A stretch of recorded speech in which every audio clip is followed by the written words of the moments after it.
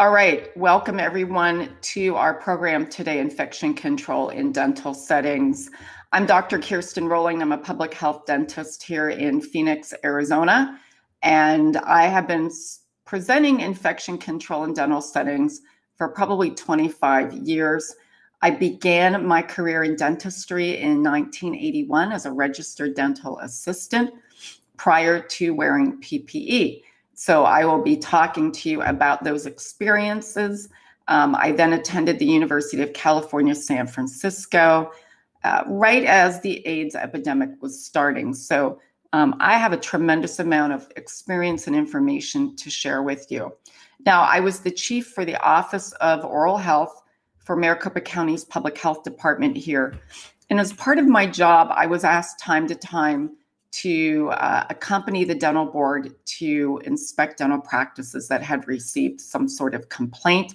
And I'm going to be sharing some of those examples with you today. So I hope to offer my experience and my education with you to help you improve your practice safety and your infection control protocols.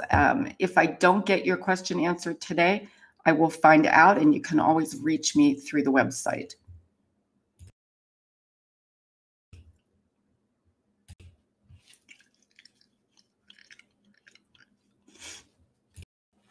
Okay.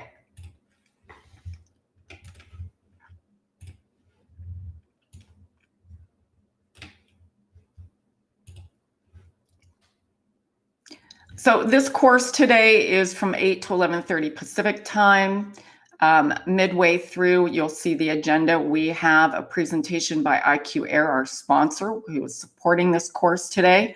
I am an employee of Dental CE Academy. I've not received a speaker's honorarium. I have no financial affiliation with the sponsor. And there's been no corporate entity that's influenced the content of this presentation. There's the agenda for those of you asking how long, etc. Hopefully you have the handout because this information is there for you, as well as how to get CE credit. So following the program today at 11:30 Pacific time, 2:30 Eastern time, we're going to redirect all of the attendees to complete the quiz online. So please make sure you are here. I am going to prime you for this quiz. So at 11:30, you take the quiz, you're going to have your certificate within a minute. All right. If you're not here and you're at a soccer game instead, you're going to be struggling. So hopefully you'll be here and attentive. You'll need 80% minimum passing score, unlimited attempts, and the quiz should be completed within 7 days, December 24th. If you have any questions or you need any assistance, we have real people. And if you would just tap on that link, you'll send us a quick little form and we're going to help you make sure that you get your certificate. But again, we need to take the quiz first, and everyone will be taking it at 11:30 a.m. Pacific time. There are your learning objectives. For those of you watching the recording later, please scroll below the video player. You're going to see a link for the quiz for on-demand credit. Any questions about how to get CE credit today? Marlene, as I said, we do have a resource here for you. We're going to give you all the options for you to take to your practice. All right. If you look in your handout, you're going to see that in the next couple of slides. And again, Donna, we have the information here for you.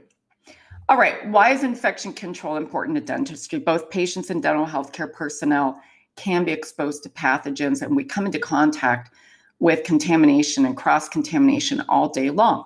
Dentistry is procedural. If you go to a primary care physician today, they are going to enter the exam room and they're going to sit about 10 to 15 feet away from you, not masked probably, and they're going to interview you. They're going to find out what your symptoms are, and they're going to make a recommendation. They're going to enter notes in a laptop, send for labs, send a prescription off to a pharmacy for you perhaps. End of story, right? When you go to a dental practice, basically everything requires a procedural setup. There's aerosol that we need to be concerned about, and proper procedures that we have in place can help prevent transmission of infection among our patients and our dental healthcare personnel. In the US, there's an estimated 9 million persons that work in the healthcare professions, although I watched a documentary yesterday that we lost about 11% or so because of the pandemic. And this is a breakdown of dental clinicians for you. And again, our dental assistants make up the largest part of the workforce. And as a former registered dental assistant, I think we need to do something about that and definitely improve the educational process for a workforce that maintains our infection control, keeps us safe, keeps our practices safe, our patients safe. All right, patients and dental healthcare personnel, daily exposure to various pathogens, and they can include cytomegalovirus, which was a virus that really gained notoriety during the AIDS epidemic. Patients can reactivate CMV when their immune system is challenged, as it is with HIV.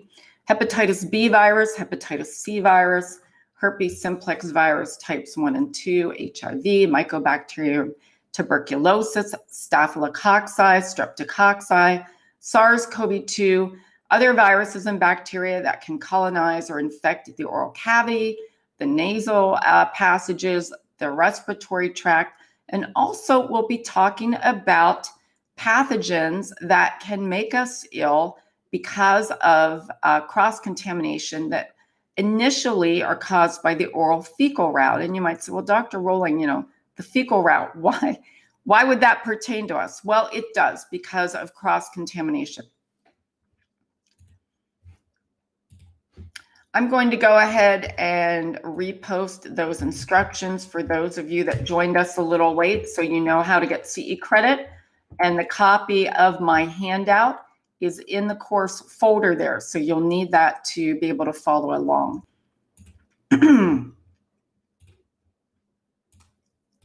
All right.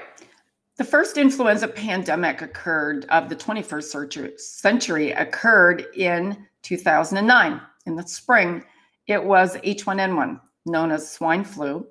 And that happened to unfortunately be a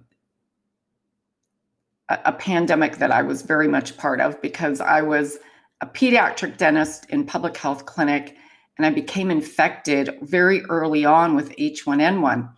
And I missed 6 weeks of work. I was quarantined for 21 days. At the time, I was a bachelorette. My children were grown. They were out of the house. So nobody was allowed to come within 100 feet of my door. And I had to have friends drop off food and supplies to me during that 21 days because this was prior to Instacart. So my friends were Instacart for me, basically. And it was no joke. I was pretty sick. I developed pneumonia and was put on Tamiflu. Again, this was the first influenza pandemic, largely respiratory.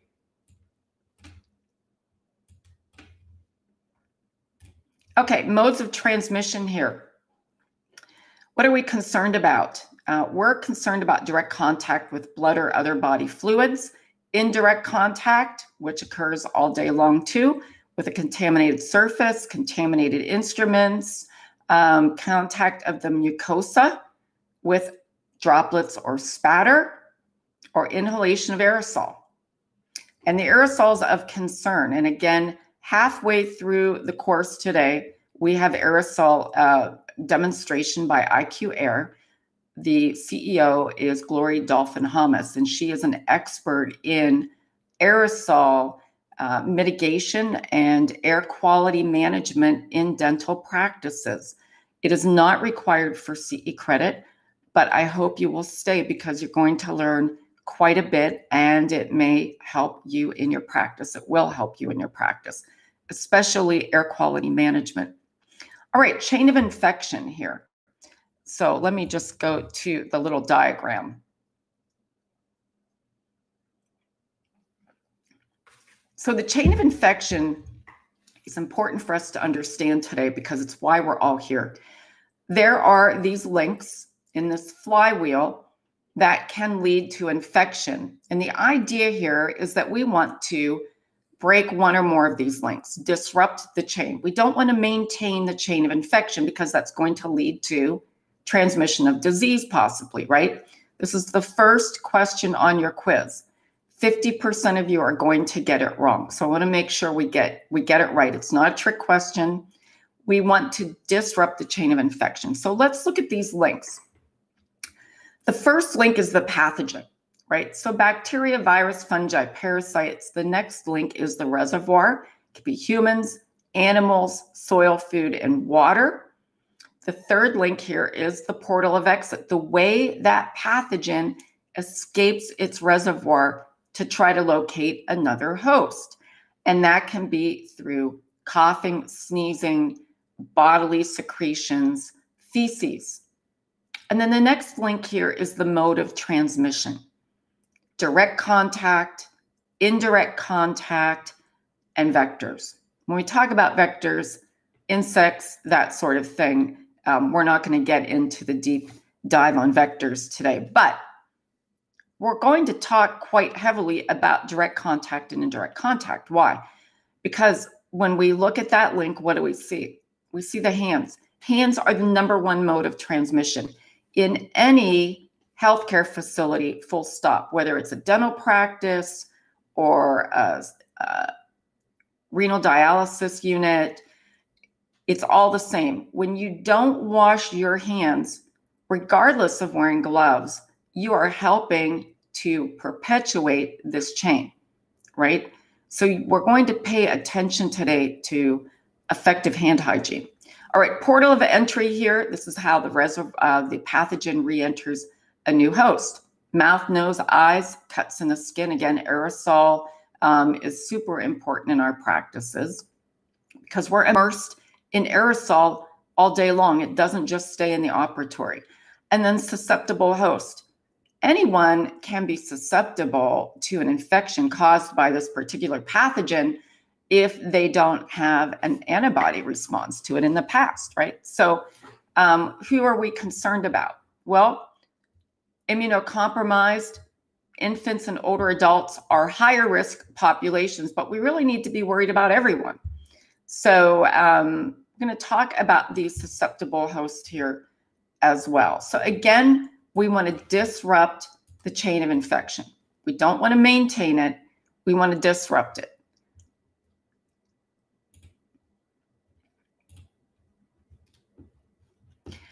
Cynthia, we're going to be talking about hand washing in much more depth here after the break.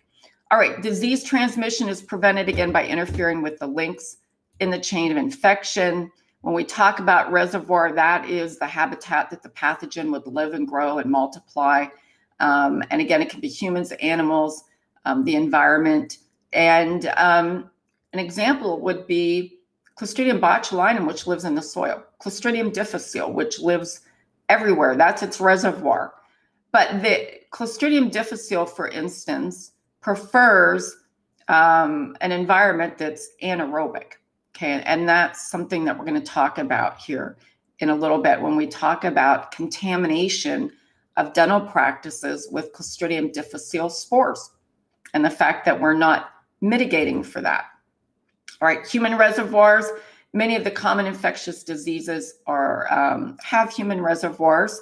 So diseases that are transmitted from human to human or person to person without any intermediaries would be the sexually transmitted diseases, measles, mumps, streptococcal infection, many of the respiratory pathogens.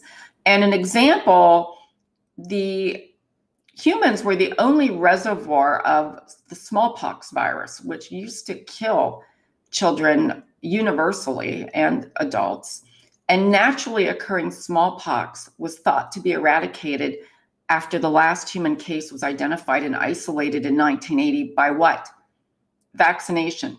So vaccination for smallpox was the first campaign or the first effort to eradicate this virus off the face of the earth, which we were successful because people went out and got the vaccine. So smallpox gone, and you no longer are vaccinated for smallpox. I was, because back in the day, everybody was smallpox was not an infection. It's an orthopox virus, not something you want to have or take your chances. All right, human reservoirs may or may not show the effects of illness. We're going to talk for the next couple of slides about carriers. So the reason why we're here today is we want to learn about how to disrupt those links in the chain of infection and prevent disease transmission in our dental practices, right? Now, a carrier is someone who has asymptomatic infection. They walk into your practice, they check off no on the health history form. You look at them, they look perfectly healthy. And the fact is they may be carrying an infection, they're asymptomatic, and they're capable of transmitting that pathogen to others. Is there a virus that you know right now that demonstrates this? Of course, SARS-CoV-2 is the perfect example of this. You have patients walking in your practice right now that are infected with SARS-CoV-2 that are asymptomatic, unaware that they're ill, and they're breathing on you all, right? That's a concern, which is why air quality and infection control is a concern for today. All right, we have many types of human carriers: asymptomatic, passive, or healthy carriers. So they've never experienced symptoms, but they're infected and they're capable of making you ill as well. Incubatory carriers, they can transmit the pathogen. They're incubating this illness, right? So their signs of clinical illness have not started. So they're unaware that they're ill. They're sitting in your dental chair and they're talking to you and you're talking to them, and etc. That's how we have to be concerned about these carriers. Convalescent carriers, they've recovered from an illness, but they're still capable of transmitting pathogens to others.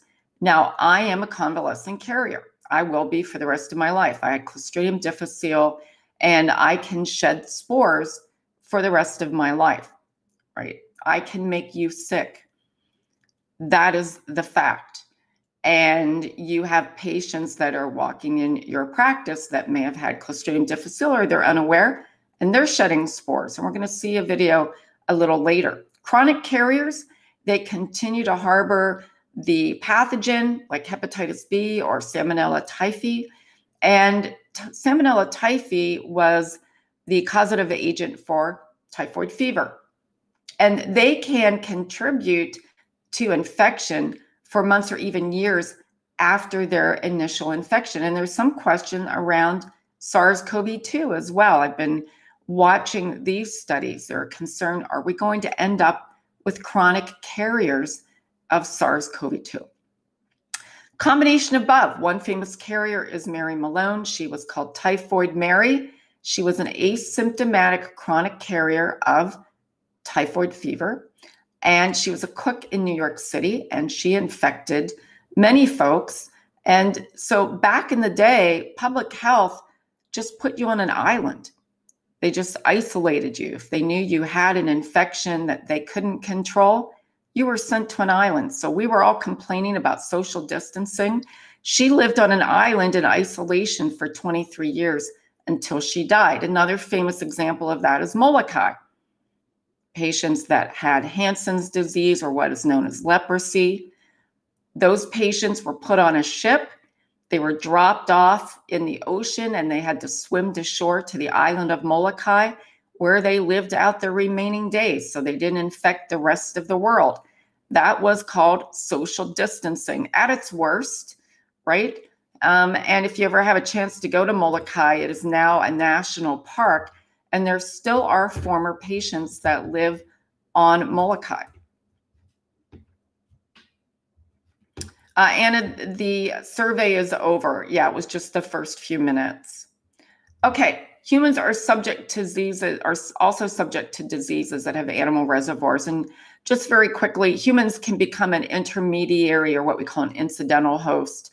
And these are called zoonotic diseases, but we have examples right now: SARS-CoV-2, bats, West Nile encephalitis, birds, monkeypox or mpox, prairie dogs. So prairie dogs had been imported as pets, and also one of the ways that Mpox was transmitted. It's thought that possibly AIDS, SARS, Ebola may have emerged from animal hosts as well, although they've not been identified. And then environmental reservoirs, again, plants, soil, water. Here in Arizona, where I'm at, we're always concerned about valley fever, which is Coxoides immitis, and it is found in the soil from bird droppings. So when we have one of our famous haboobs or these dust storms that roll through, we get warnings. Don't go outside, don't use leaf blowers, etc. Especially the immunocompromised in the or older adult population. And we have valley fever clinics all over Phoenix. It's that common.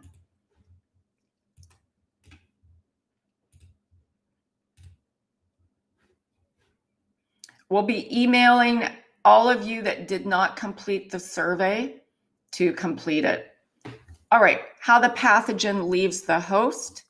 Again, that portal of exit usually corresponds to the site where the pathogen was localized. And examples would be influenza or Mycobacterium tuberculosis exits the respiratory tract, as well as SARS-CoV-2, the nasopharyngeal, as well as the respiratory tract. Clostridium difficile in feces. Some of the bloodborne pathogens can exit by crossing the placenta from mother to fetus, rubella, syphilis, toxoplasmosis, and others through insects, through vectors. Okay, pathogens are transmitted from the reservoir to their susceptible host through direct transmission, indirect transmission. So direct transmission can include direct contact and droplet spread, right? So we are performing a procedure, we are this close to the patient's face, and we are getting bombarded with droplets. So word of caution, if you're not covering your hair, those droplets are in your hair. And therefore, any pathogens that may have attached themselves to those droplets are also in your hair. Indirect transmission would be aerosol. Vehicle-borne, so instruments, example would be contaminated instruments, and then vector-borne.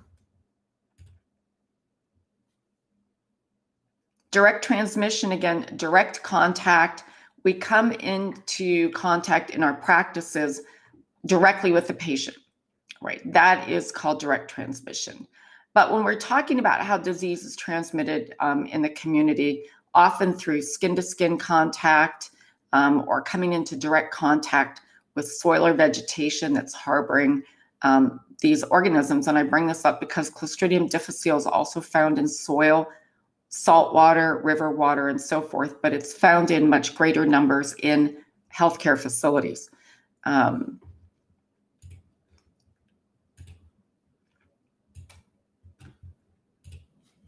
Okay, droplet spread here refers to spray with relatively large short-range aerosols that are produced by sneezing, coughing, talking, and dental procedures, right? So we're going to talk a little bit more in depth about aerosol here, but droplet spread, when we're chairside and we talk about aerosol in zones, the area closest to the procedure, the patient's face and our face, and then about 4 to 6 meters away from the patient. So we're really addressing the operatory itself. And then the third zone is the entire facility. What are we doing to clean the air and monitor the air quality for our entire facility, right? So droplet spread, we're talking about that short range over just a few feet. And it is classified as direct because that material is exiting the patient's mouth and it's hitting us in the face, in the chest, on the forearms, if we don't have our arms covered, etc. Any questions or comments about the material? And again, if you joined us late, please be sure you have the CE credit instructions and the course handout because we'll be redirecting you to complete a quiz at the end of the program. So make sure you're here in attendance. All right, indirect transmission, transferring a pathogen from a reservoir to its host by what? Airborne transmission, so aerosol. air particles, suspended air particles. Some of these particles are so light in mass that they stay suspended in our dental practices for hours. And the very ultrafine particles that you'll hear Glory Dolphin-Hamas talk about today are of great concern, because the smaller the particle size, the preferentially they will embed in the respiratory tract. So the ultrafine particles, less than 2.52 microns, can embed in the alveoli of your lungs. And that's a concern, right? Especially when we want to have a long and prosperous career. All right, vehicles, again, inanimate objects. So that can be contaminated instruments and so forth, and then vectors. I see a couple of questions here. Again, yes, reminder, please be sure to use Chrome browser when you can.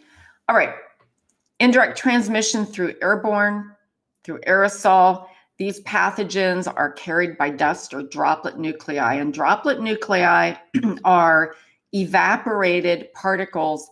They're highly concentrated and pathogenic, and they're very light in mass. And again, they can embed very deeply in the respiratory tract. And they don't just stay in your dental practice. So the idea is that you want to address this in aerosol consideration in zones. All right.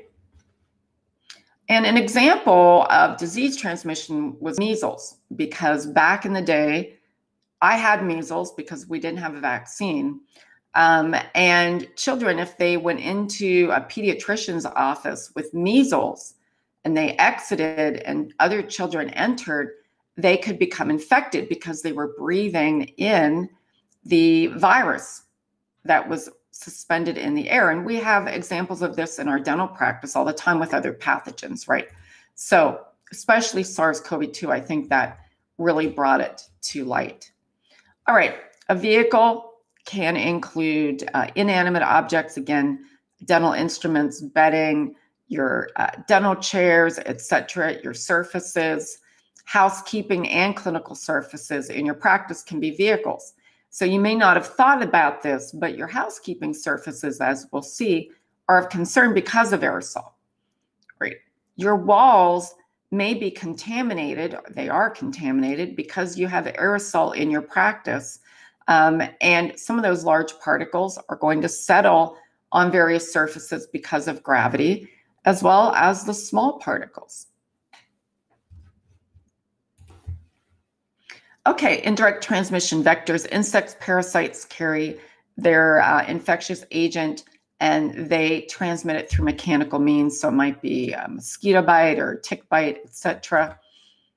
And then portal of entry. So this is the way the pathogen is going to enter a susceptible host.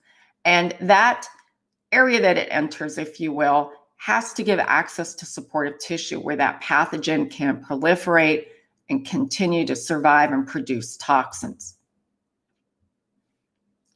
And we said oftentimes the infectious agents or pathogens are going to use the same portal of entry that they exited. So for example, influenza exits the respiratory tract, it's going to re-enter the respiratory tract of a new host. Now, the fecal oral route's a little different.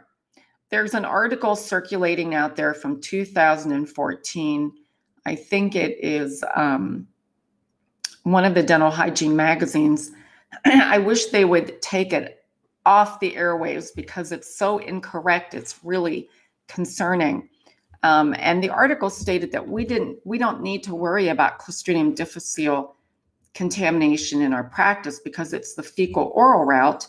So how would we get it in a dental practice? Well, it's called cross-contamination.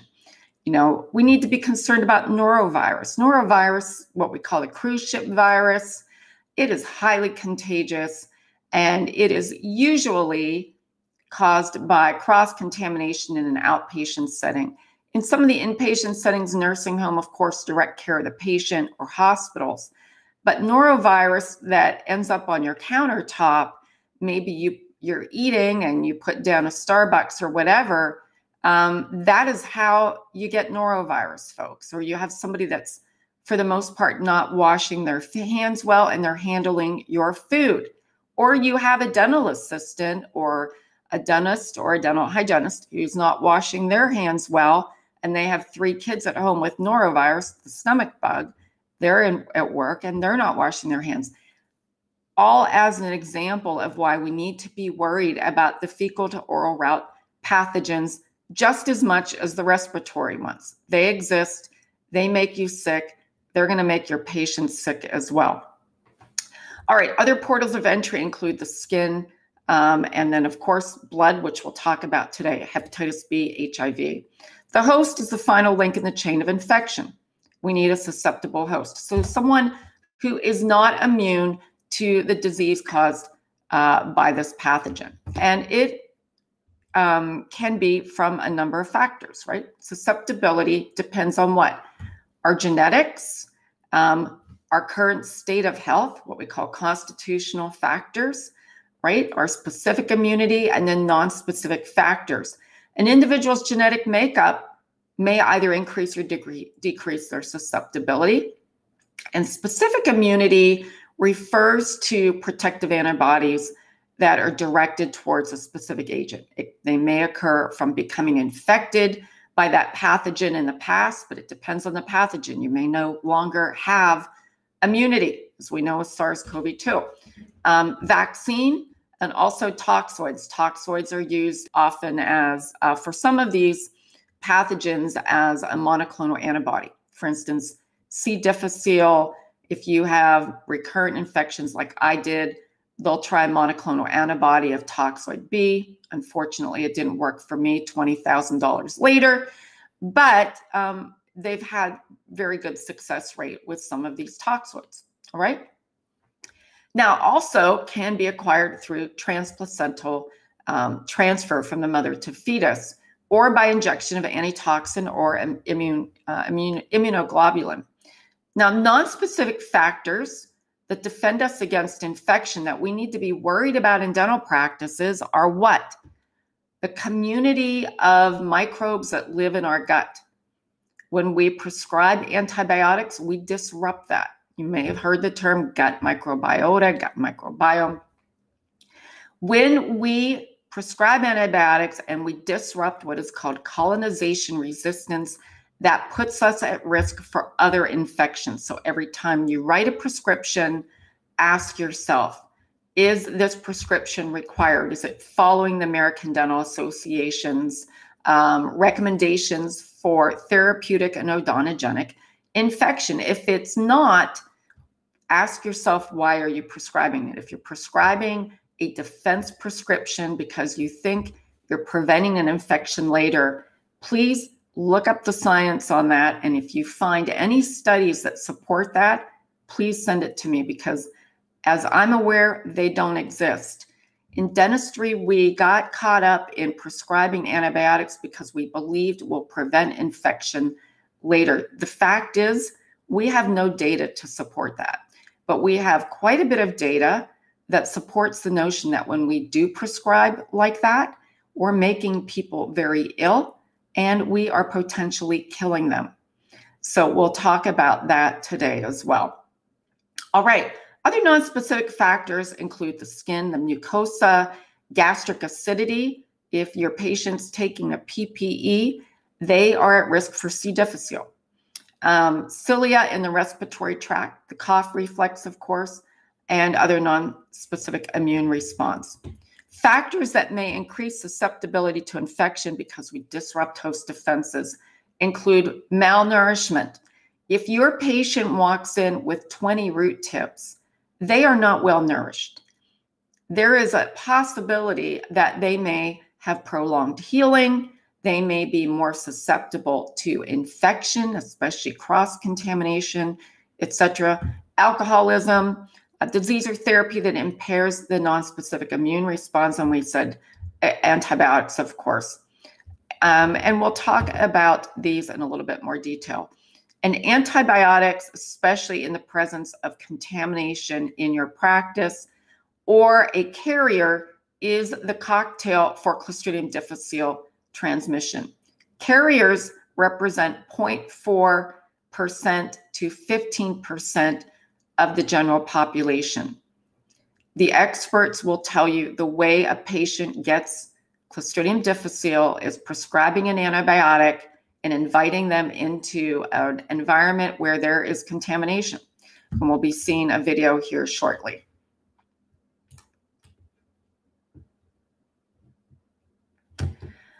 Okay, question here. What is your opinion on the dental offices that use the bleaching wipe spot from general stores? So we're getting a little bit ahead of ourselves, but I will go ahead and tell you what my opinion is.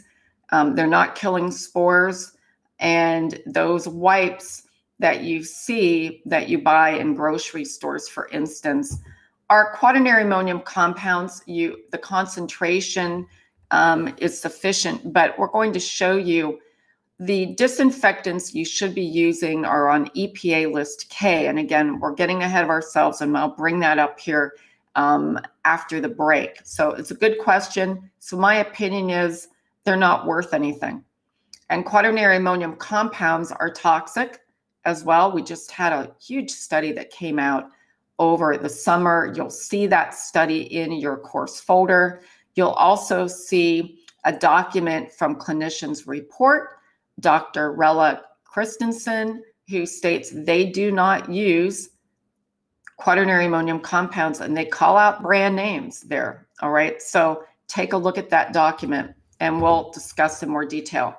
So we've got to disrupt the chain of infection to prevent disease transmission. And we do this through interventions, which is why we're here today. How are we going to intervene to prevent the transmission of infection and disease in our dental practices, right? We've got to control or eliminate the agent at the source of transmission. So that can be through administrative controls. We'll break those down. Infection control protocols, why we're here today. Antimicrobials, someone may have a virus and they need to take an antiviral so that they're not out there spreading it around to others. Protecting portals of entry, PPE, and increasing the host defense response. So nutrition, probiotics, which are considered controversial, but I have them here and I teach a 1-hour course on probiotics. Please take the class. It's available live and on demand. You can go to our website today and register. And then vaccination, which I'm not going to get into all of the political issues around vaccination. An infected host may be treated with antibiotics. In dental practices, we use disinfectants that are right for the job, that persist, that don't make us ill. And we use them on our clinical surfaces as well as our housekeeping surfaces. And then, of course, in the case of contaminated soil, they treat the soil, they cover it up. All right, intervention mode of transmission. We're going to interrupt direct transmission. We isolate someone with the infection. That was social distancing. I realize that many people disagreed with that. But if you don't want someone to give you infection, you need to stay away from them. All right, our counseling persons to avoid the specific type of contact associated with that transmission. A very successful campaign last year was Mpox, monkeypox. The folks that were that studied Mpox, orthopox virus, in the same realm as smallpox, for instance, they started a very successful vaccine program so that they could treat as many potential patients as possible. And my question around Mpox, imagine if SARS-CoV-2 caused these horrible lesions on your face, on your torso, on your hands, on your genitals, painful lesions. I think more people probably would have lined up for anything that was going to cure them, right? So it's a different virus. It's a different mindset, but something to think about. Vehicle-borne transmission can be interrupted by decontamination of the vehicle. So we're going to talk today about sterilization, talk today about disinfecting surfaces, and then, of course, to prevent fecal-oral transmission, we focus on the environment, all right? We focus on decontamination, and we focus on promoting effective hand washing. Airborne diseases, we can modify ventilation, air pressure, filter and clean the air, treat the air, monitor the air quality in our operatories. And then vector-borne transmission, of course, control the vector population. Okay, PPE is an intervention because it's going to protect us, our eyes, our nose, mucosa, torso, forearms, hands, from the patient's blood, secretion droplets, as well to protect the patient from the dentist. So when I was a registered dental assistant in 1981, we did not wear PPE. So my bare hands went into bloody mouths. If we had a surgical procedure, I got one glove and it was autoclaved in a chemclave later. It was the Wild West. What happened in 1985, 86? AIDS, fear, quite a bit of information in the popular press at that time. This was before the internet. We'll talk about that. Any questions or comments?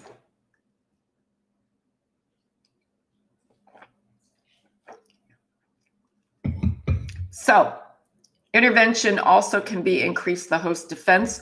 We can do that through vaccination. Vaccines are intended to keep you out of the hospital or the morgue.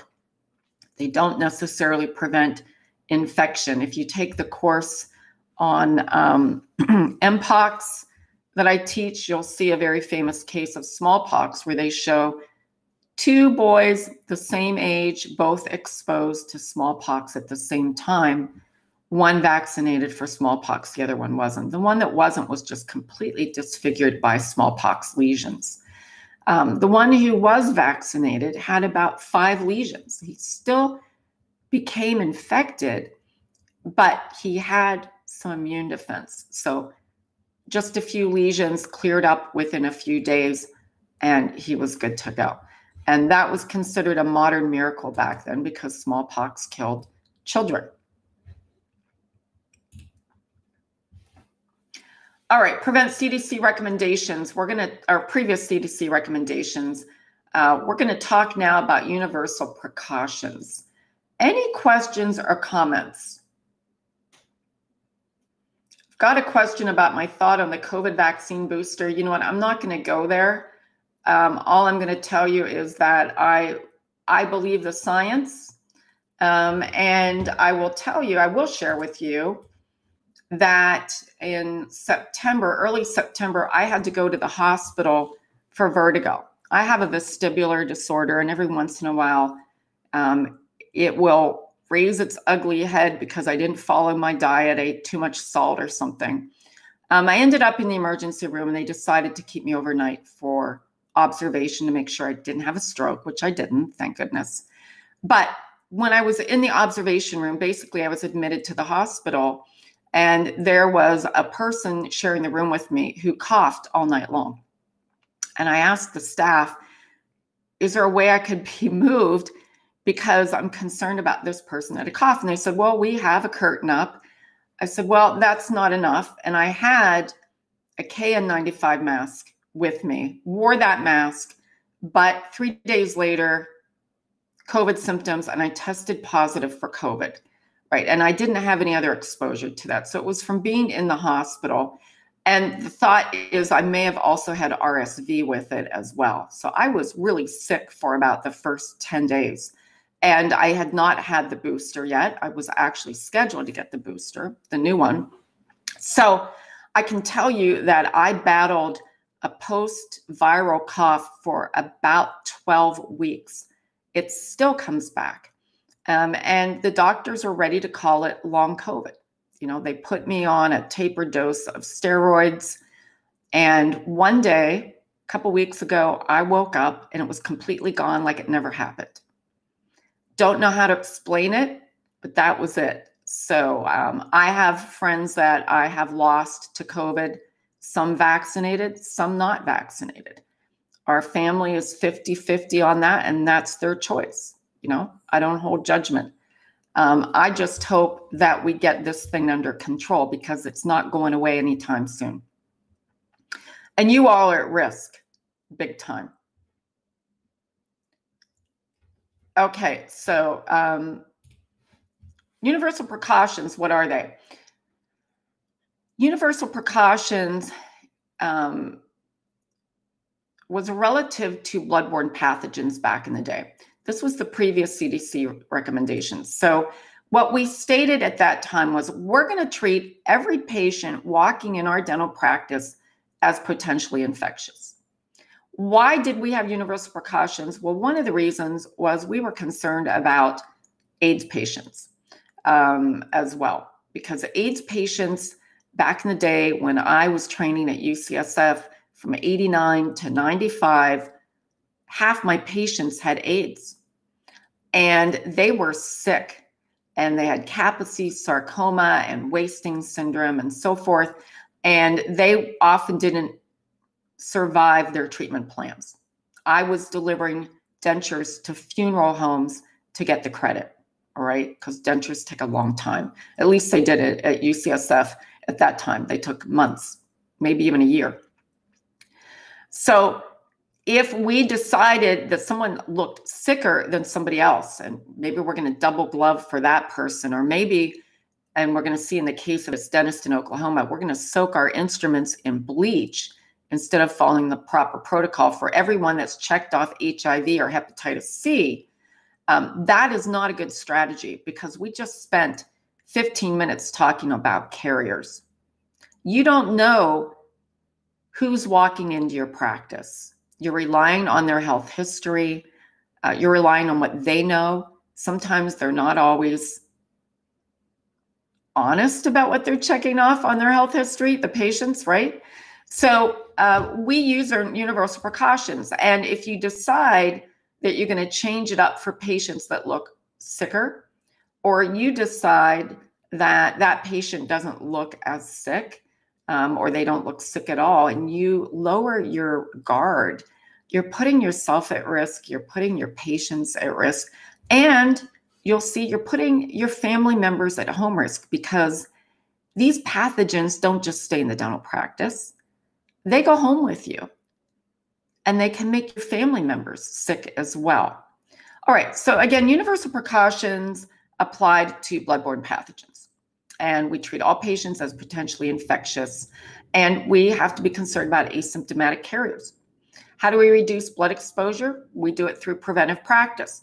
Careful handling of our sharp instruments, using rubber dams to minimize the aerosol and the blood and the spatter, washing our hands effectively, and using PPE. And then in 1996, the CDC expanded the term universal precautions to standard precautions, which included blood and any other body fluid, excretion except sweat. All right. And so you may see a similar question to that on your quiz.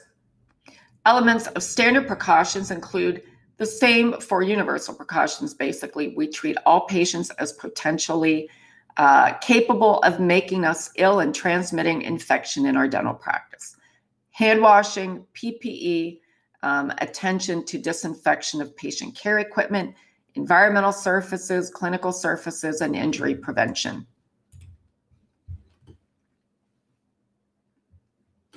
Donna has makes a note here of going back to AIDS, HIV in the 80s. I recall we would pull out saran wrap and place it all over the counters, wrap handles with foil, use disposable instruments, double glove, treat the second patient without checking off, and no barriers. Universal precautions did not exist. Right, it was the Wild West because we didn't have the protocols in place. And in the 80s, and Donna brings up a good point, we didn't know at first what caused AIDS.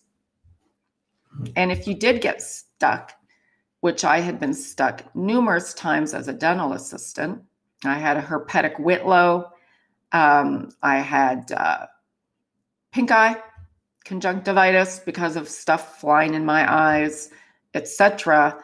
I would stick my bare hands in the vat of developer and fixer because we were developing our x-rays by hand on racks, just the little films. One would fall off. I'd stick my arm in a vat of lead and silver to pull it out and pray to God that I didn't wreck that x-ray and I'd get screamed at for having to retake another one. That's what it was like to practice in 1981. All right. But AIDS changed everything because of a case that we'll see. All right. My opinion on the N95 mask. Some of us at our dental office still wear the mask. I wear an N95 everywhere. I wear N95 in Trader Joe's because I don't want to ever be as sick as I was a couple months ago. So it's of personal opinion. Now, professionally, N95 is supposed to filter out 95% of those particles, but the ultrafine particles, some of them can actually pass through your mask. And you also have to be concerned about the mucosa of your eyes, right? Yeah, first AIDS patient. Again, I remember being stuck, and I'll talk about this, with a needle, and it was a scary time to be a student. Okay, personnel element and a practicing dentist as well, and hygienist and assistant. All right, personnel elements of an infection control program. Education, training, immunizations, exposure prevention, post-exposure management, medical condition management, work-related illnesses and restrictions, health record maintenance. Develop a written health program for dental healthcare personnel that includes policies, procedures, guidelines for education and training, immunizations, exposure prevention, as we said, post-exposure management. When somebody is required to call off work, when we have some of these practices, smaller private practices, it's tough when your dental assistant can't come in. That can wreck your day. I know it wrecked many of my days, right? So we would often embed sort of these bonuses for showing up and not taking your sick time, but we were really inviting our employees to come to work sick. Not a good strategy, especially now. Contact dermatitis, latex hypersensitivity, maintenance of our records, so data management, confidentiality, and establish referral arrangements with qualified healthcare personnel to ensure proper follow-up after an injury or vaccination if it's required. Okay, education and training for our staff should begin when? At initial employment, when we introduce new tasks, new materials, new equipment, new procedures that can affect the employee's occupational exposure. Annually, at the very least, we should be reviewing our education, our training, all right? And learning more about how to prevent occupational exposure. We should be reviewing any of the injury reports that come our way. And of course, this information, this educational training should be at the skill set of our employees, the literacy, the language, and the educational level, and the vocabulary. All right, immunization programs. You should have a written comprehensive policy of what's required in your practice. Hopefully it's hepatitis B and whatever else. I'm not going to go into the vaccines, except I addressed the booster. It's really up to you. I think now if I was in private practice myself, everybody would be vaccinated. And if they didn't want to be, they wouldn't be working in the practice. But I would let them know ahead of time when I'm hiring what my philosophy is. So that's my advice to you. If you aren't concerned, then that should be known to a potential employee, because that may not align with what they believe, right? Okay. Exposure prevention and post-exposure management. Make sure you have policies and procedures in place for prompt reporting, evaluation, counseling, treatment, medical follow-up of occupational exposures. Establish mechanisms for referral to qualified healthcare professionals, and tuberculin skin test, the two-step. Now, it's important to decide how often your staff should be tested with the tuberculin skin test. A good way to do it is contact your public health department and find out what's going on in your community in terms of levels. and they'll make a recommendation. You know, you're dealing with the public, you're dealing with carriers, and somebody can come into your practice and have tuberculosis and not even know that they have tuberculosis. So it's a good idea to be tested and have that documented in your requirements. All right, personnel health elements, medical conditions, work-related illness, associated work restrictions, written policies for such that include a statement of authority defining who can implement the policies, develop policies for work restriction and exclusion, encourage your staff to seek appropriate preventive curative care, report their illnesses, medical conditions, or treatments that can render them more susceptible to opportunistic infection or exposure. My daughter is a nurse. She's a charge nurse, very young. She graduated just a couple of years ago. Loves her job, works in pediatrics, and she was sitting in their lunchroom one day having her lunch, and one of the employees there, sitting there, sneezing, sniffling, looked really ill. And she asked her, she said, "Are you okay? You look sick." And she said, "Well, I have COVID." The woman came to work with COVID in the hospital. This is the new world we live in, right? We're not testing anymore. You don't know if your employees are coming to work with COVID. You don't know, they may not even know that they have COVID, right? So this is the new world order. Again, I'm just the messenger here. I'm giving you all the tools today. It's really up to you what you want to create in your practice environment. But I would say this, you have patients that are at greater risk for getting COVID and becoming very, very ill, either being hospitalized or possibly death.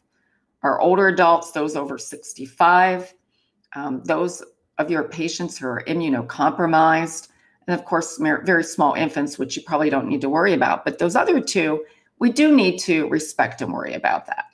If you are inviting that patient to come into your practice and you know that that your practice might be putting them at risk for serious illness because your employees aren't being tested, and et cetera, I mean, what do we do, right? We don't really have protocols in place anymore. You certainly don't want to have COVID for 3 months like I did. You really don't want to have that. We shouldn't penalize our staff with loss of wages or benefits or job status. And of course, we should have policies and procedures for evaluation, diagnosis, and management of our healthcare personnel with suspected or known occupational contact dermatitis. Well, contact dermatitis, I would also add, and SARS-CoV-2, but that's just me. We have other things we need to worry about though. MRSA. MRSA is colonized in healthcare workers quite often. You know, what are we doing about that? So I want to offer you some tips on this. First of all, if you're not aware, there is software out there where you can credential your employees. They can onboard when they come on, and they can upload copies of their vaccination records and so forth that you might require, you should require.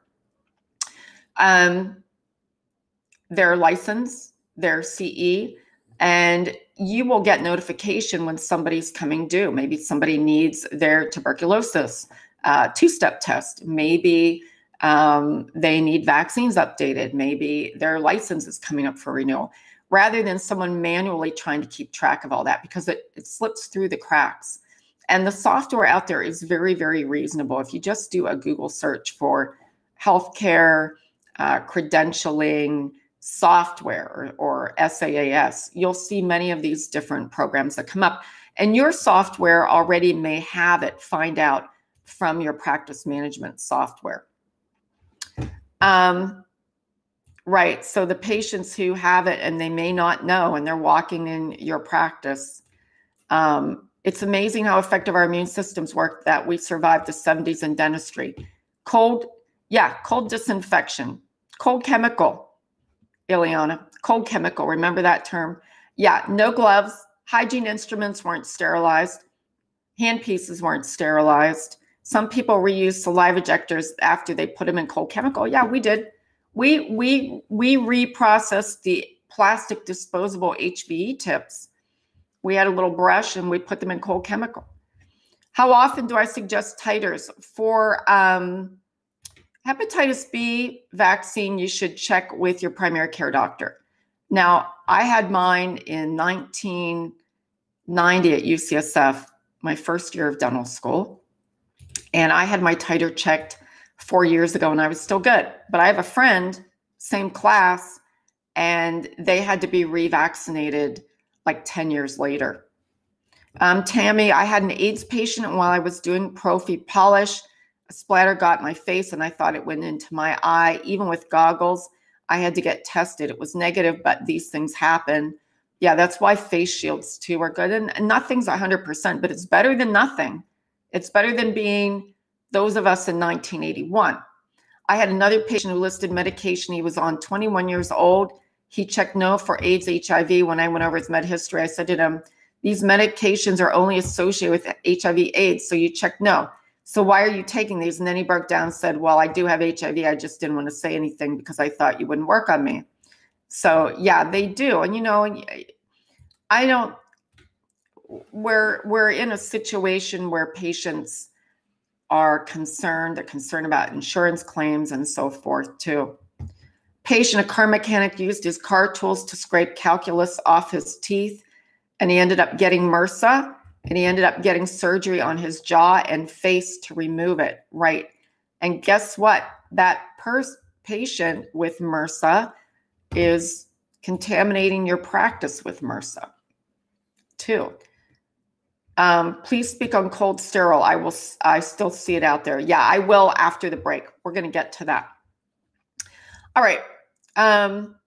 Latex sensitivity and allergy. Have your employee get tested. Many of us are sensitive to it. We're going to talk about it in a little bit more detail. Maintenance of records, data management, confidentiality, against all of the above. I was asked to consult for a dental hygiene program, and they were storing the students' vaccine records and injury reports in the Home Depot cardboard boxes in the patient operatories because they ran out of space. Not a good strategy, not confidential, very disorganized too, by the way. So important to be aware that if you use software that has limited access, that you can retrieve these records in an organized fashion if you need to, and then you'll know when they need to be updated. All right, bloodborne viruses, we said of concern, hepatitis B, hepatitis C, and HIV, and we're going to talk about these today, transmissible in healthcare settings, can produce chronic infection and are carried by persons unaware of their infection. When I think of HIV now as a chronic infection, it just, I find it so unbelievable, but really it is testament to the science behind and what occurred in terms of all of the research, because back in the day, my patients didn't survive their treatment plan. We had to provide a comprehensive treatment plan for a patient that I knew wasn't going to live 3 months later. Right? And they didn't often. But now it's considered chronic illness, and they're taking medications that compromise their immune system. Right? They're immunocompromised as well from the infection. So if they have the virus under control, they're still taking medications that do what? Put them at risk for C. difficile, put them at risk for other infections if we're leaving contamination behind in our practices. All right, potential routes of transmission of bloodborne pathogens, patient to dental healthcare personnel, dental healthcare personnel to patient, and patient to patient. And we spoke about transmission of infections through direct contact as well as indirect contact earlier, and factors that influence occupational risk of bloodborne virus infection, frequency of the infection among your patient population, the risk of transmission after a blood exposure. So the type of virus, not all viruses are as robust. They're not going to survive some environments, or they may not transmit infection as easily. And then the type and frequency of blood contact. So when I was stuck with a needle in my third year at San Francisco General Hospital, treating an AIDS patient who had a CD4 count of 3. We named them when they had a CD4 count of 3, Manny, Mo, and Jack. That patient was not going to survive, but I'm doing a root canal on number 9. He had cytomegalovirus. He was having auditory hallucinations. He would start laughing. He would jerk his head back. And I injected my finger, re-injecting number 9. It's back when we used the rubber dam that looked like Hannibal Lecter too. It was really, and no dental assistant, right? So frequency of infection, what was my occupational risk? Well, at San Francisco General, just about all of my patients had AIDS. Risk of transmission after a blood exposure, and that was during dental school, by the way. Risk of transmission after a blood exposure in 1992, we didn't know. We didn't know what exactly the risk was going to be. That was kind of scary. You get stuck by something, you don't know if you're going to end up seroconverting or not. So we had to take a cocktail. And then type and frequency of blood contact. So yeah, we knew that there was blood on that needle, but it was a hollow needle and we were gloved. And it all worked out okay so many years later, right? But at the time, we didn't know. All right, average risk of bloodborne virus transmission after a needle stick. This is hepatitis B versus hepatitis C virus versus HIV.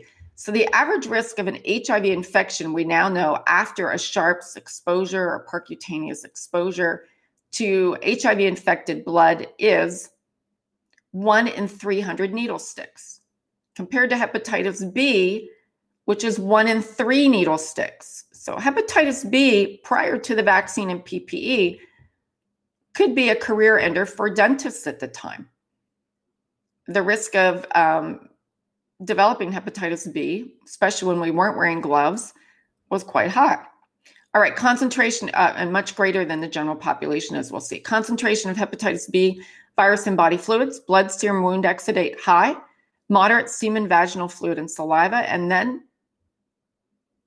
low to not detectable, urine, feces, sweat, tears, and breast milk. Sorry, high is blood, serum, and wound exudate. Moderate is semen, vaginal fluid, and saliva. Estimated incidence of hepatitis B infections among the healthcare personnel versus general population here. When you look back in 1985, you can see that healthcare personnel had a much greater incidence of hepatitis B infection relative to the general population. But about 1987, we see a steady decline to 1987 from 85. What happened there? AIDS. People are starting to get worried. People were starting to wear some PPE. And then we had the vaccine. And so in 1990, the hepatitis B vaccine that was developed at UCSF, they just lined us all up and said, here you go, come back 2 more times. Was one of my microbiology professors. It was his lab that discovered the vaccine. So 1990 to 1991, we see a sharp decrease to that below the general US population. And then we see a steady decline because the older dentists are retiring, and those that may have had hepatitis B have also left the profession. Hepatitis B vaccine, we should vaccinate all that are at risk for exposure to blood. And we're going to test 1 to 2 months after the 3rd dose. Now, there are some folks that don't respond to the vaccine. They're non-responders. They will sometimes go through a second regimen of the 3 injections. And if they don't respond and they're considered non-responder, and every once in a while we have a non-responder in the class, then they need to do some serious soul searching if they're in the right profession or not, or what can they do to protect themselves. Transmission of hepatitis B from an infected dental healthcare professional. So 9 clusters of transmission from dentists and oral surgeons to patients from 1970 to 87. 8 dentists tested positive for hepatitis B virus. And there have been lack of documented transmission since then because it's thought of PPE, the use of gloves, and vaccine, and 1 case of patient-to-patient transmission in 2003. All right, you're going to see on the quiz hepatitis C. Hepatitis C virus is inefficiently transmitted by occupational exposure, meaning relative to hepatitis B, the fact is that the numbers of healthcare personnel that are infected is in line with the general population. There are 3 reports of transmission from blood splash to the eye and report of simultaneous transmission of HIV and hepatitis C after non-intact skin exposure. And again, the prevalence of hepatitis C viral infection among dentists is similar to that of the general population. No reports of hepatitis C virus transmission from infected dental healthcare personnel to patients or from patient to patient. So the CDC believes the risk is low for hepatitis C virus transmission in the dental setting. You may see that on your quiz. HIV, only 1 documented case of HIV transmission from an infected dentist to patient. No transmissions documented in the investigation of 63 HIV-infected healthcare personnel that included 33 dentists or dental students. And we have this case of Dr. David Acker. And this case became very wide known when I entered dental school. He was a dentist in Florida here in the US that allegedly infected 6 of his patients with HIV. There were a lot of rumors swirling around. I don't want to get into the rumors. They're of no concern to this presentation. But patient Kimberly Bergalis, she was a young woman that had some extractions by Dr. Acker, and she ended up dying of AIDS. And her parents had her out on the circuit, Oprah and all of these different shows. And then they went to Congress to try to lobby Congress to pass a bill requiring dentists to publicly publish their HIV status. Thank goodness that didn't happen, right? But what came out of this was the need for infection control oversight. So bare hands weren't going to go in bloody mouths anymore. PPE, protocol in dental practices, more research on how infection is transmitted in the dental practice. So this was considered the first documented HIV transmission. However, the means of transmission is unknown, and there's a link if you want to learn more. Ileana said she was practicing in Florida when this happened.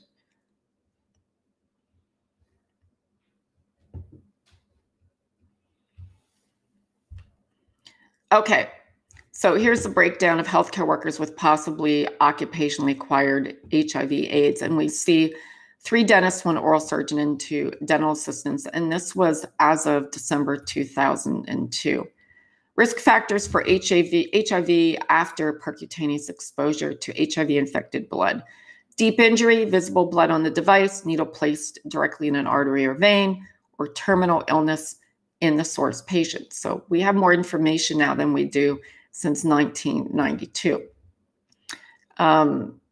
Characteristics of percutaneous injuries in dental health care personnel. Well, we know the frequency among general dentists has declined. It's caused by burrs, syringe needles, other sharps, occurs outside the patient's mouth, involves small amounts of blood, and among oral surgeons occur more frequently during fracture reductions and procedures that involve wire. For preventing exposure to blood and other potentially infectious material, we use standard precautions for all patient encounters. We don't cut corners. We consider sharp items that are contaminated as potentially infective. We use sharp containers, establish engineering controls and work practices to prevent injury, and implement a written comprehensive program designed to minimize and manage dental healthcare personnel exposure to blood and body fluids. We use engineering controls, work practice controls, and administrative controls, and you will see this on your quiz.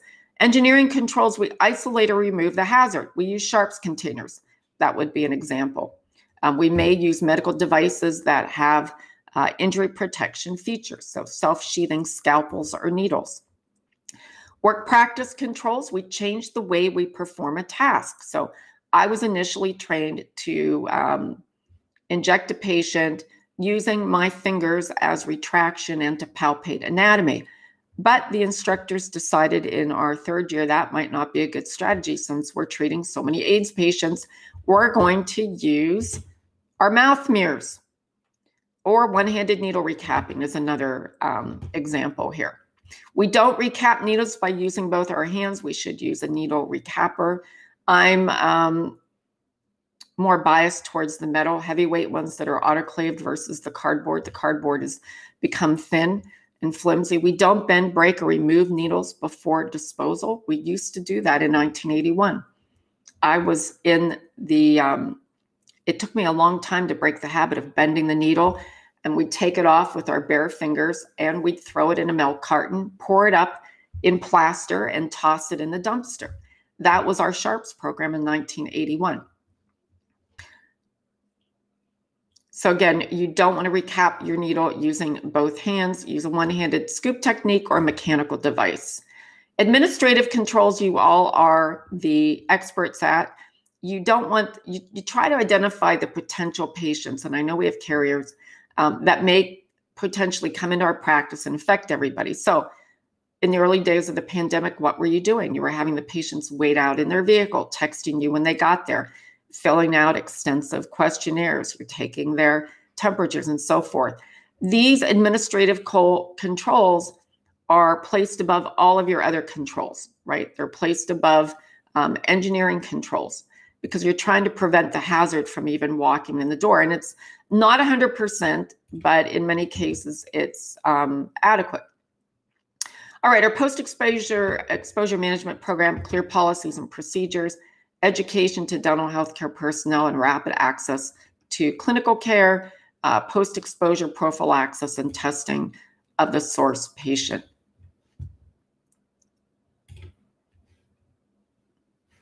It requires wound management, exposure reporting, and assessment of infection risk. And let me look at your questions, or we're going to talk about aerosol here.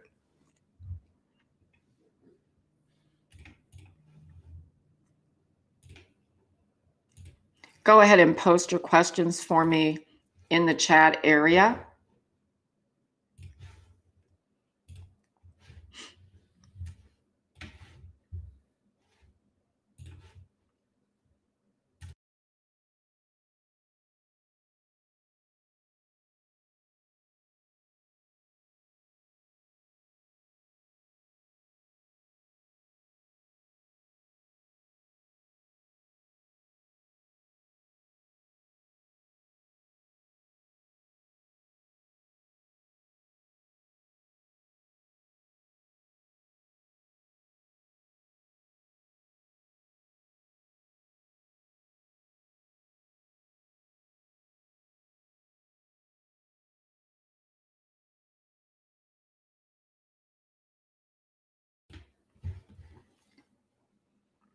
Okay, aerosol management here. We know that certainly SARS-CoV-2 brought to light the hazards of working in a dental practice in terms of aerosol management. We are considered a very high-risk occupation for aerosol exposure for disease transmission. Ultrasonic scaling can transmit particulate aerosol for up to 6 feet without an air current, and it can remain suspended from 35 minutes to several hours. And for the large particles, gravity will bring them down to surface after a while. They behave like ballistics. They bounce off your walls, your face shield. They may land on you, your forearms, your hair, your patient tray, etc. And these are some studies that support the use of external high volume evacuation. And I present an entire 1-hour course on aerosol as well. The next one is next week. And I'm going to go ahead and address a couple questions here, and then we're going to bring Glory on. And Glory is going to talk to you again. Glory Dolphin-Hummus is an expert on aerosol, and especially your dental practices. And she's a great person as well. We're going to defer the question on cold sterile to afterwards. We're going to defer the question about using nitrile gloves till after the break. Donna states she worked in private, smaller dental office as well as the county and the VA, and they're two worlds apart. Private dental offices need education like this course, but wow, how different from the government dental places or county offices versus private, at least what I've experienced, I got a heads up, the VA is by the book. They are. I've trained some of them. They are. When I was in dental school, I recall my first experience with HIV. Yeah, we talked about they didn't divulge their status. Yeah, and when we discovered it in the school, process of trying to verify everyone he came in contact with was a nightmare. Yeah, that's difficult. I guess my question is, are there different protocols or governance over our county and government practices versus private? They all should align with the CDC, right? The difference is you have more oversight, Donna, in those, I've worked for the government, I've worked for the county, I've consulted for the VA, I provide clinical care for the VA, and there's more oversight. Why? Because they have other agencies that they have to be concerned about. JCO for one, the government, FQHCs are the same. We probably have some folks that work in FQHCs. So you have other governmental entities coming in. And I'm going to talk about that in more detail after the course. So it's a very good question. I struggle in our office because people open and close ultrasonic when running or just leave it open. How can we address that? I would say bring it up in a practice meeting if you can, and bring it up to your practice manager or your dentist owner. Air purifier for aerosol. We're going to hear from Glory in just a minute about that. And we'll talk about PPE after the break. And again, the gown questions, let's defer those. So I am going to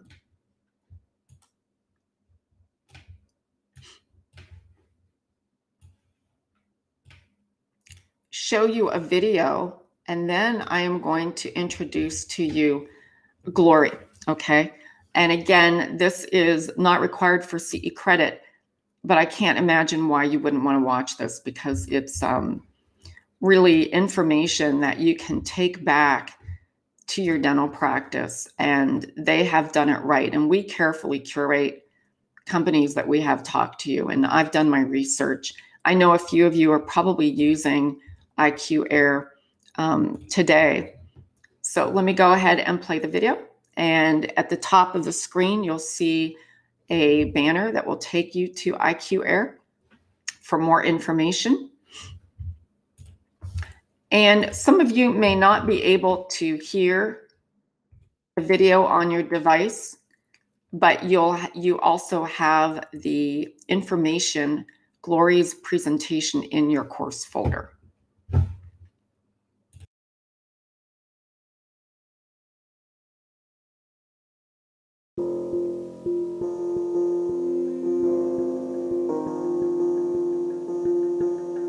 IQAir President Frank Hammes is about to step into this specially designed chamber to personally prove the effectiveness of the IQAir Health Pro Plus. We have 2 officers here to ensure the grenades are properly fired. Now, obviously, this is a demonstration you don't want to try at home.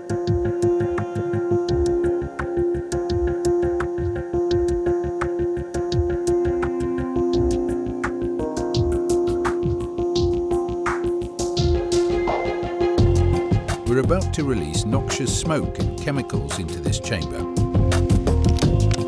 Your home can be filled with harmful fumes from household cleaners and other pollutants, but nothing compares with what we're about to release.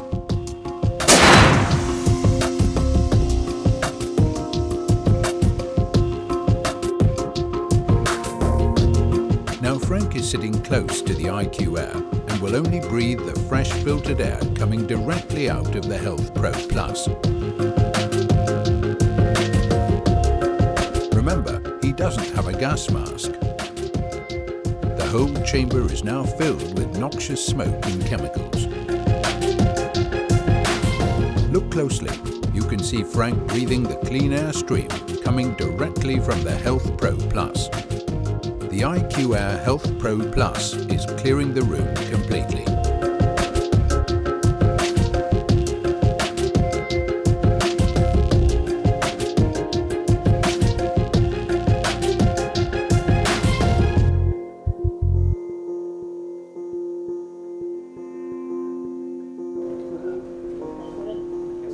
everything good, man.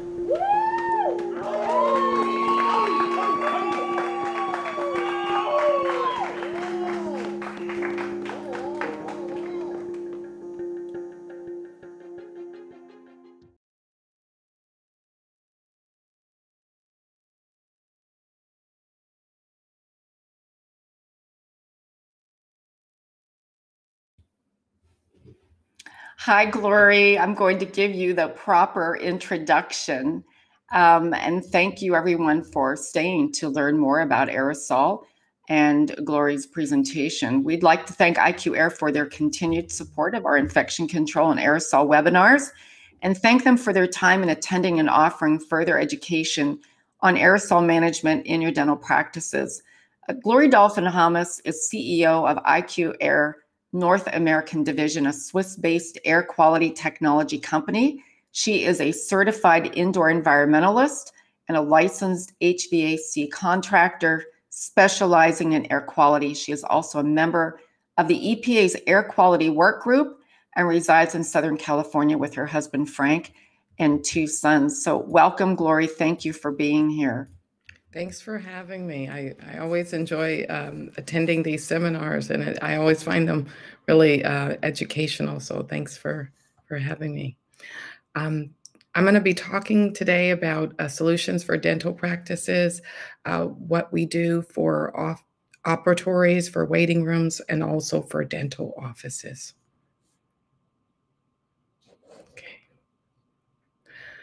We're really talking about airborne bioaerosols. We're talking about aerosols that are released. And of course, the execution of dental work increases the risk, puts you and your staff at particularly higher exposure rate. And that's just due to the airborne contaminants, the viruses, bacteria, and other aerosols that are found within the dental environment.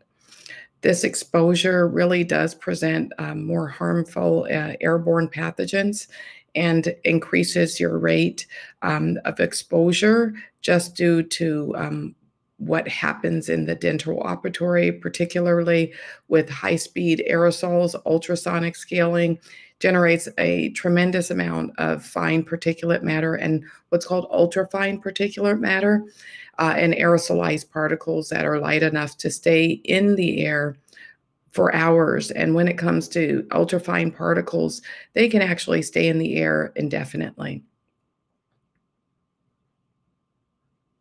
Let's take a look at a video and how it occurs really when it comes to ultrafine particulate matter.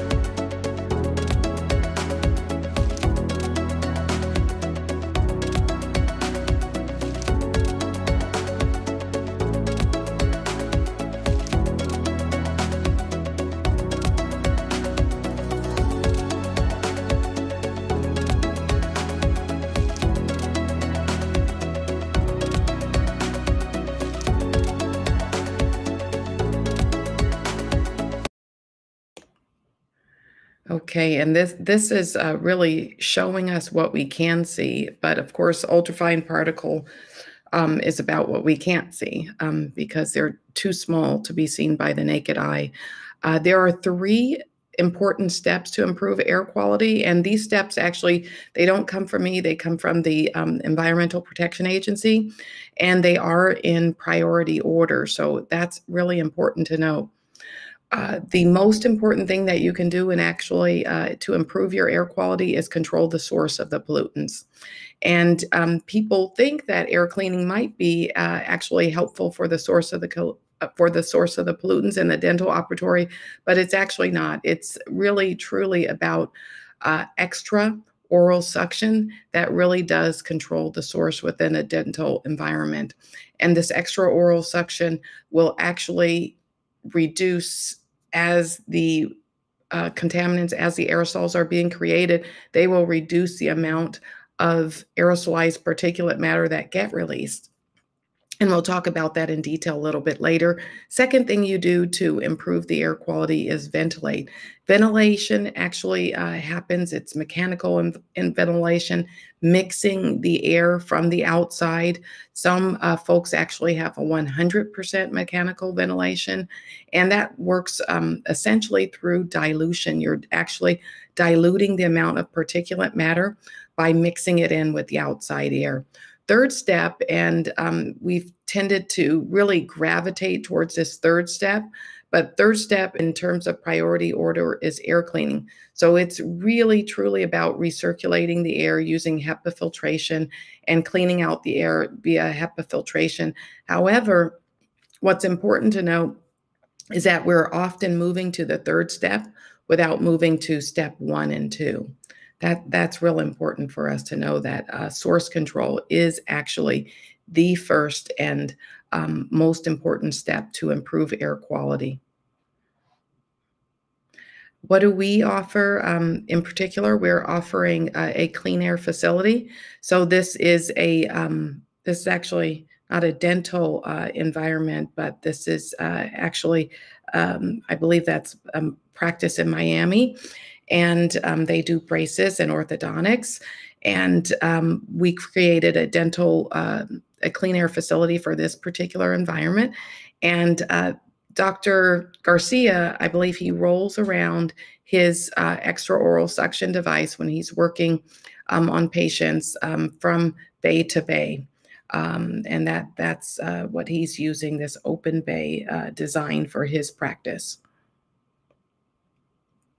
Okay, so with the clean air facility, you'll actually be able to see exactly how clean or exactly how dirty the air quality will be within your environment.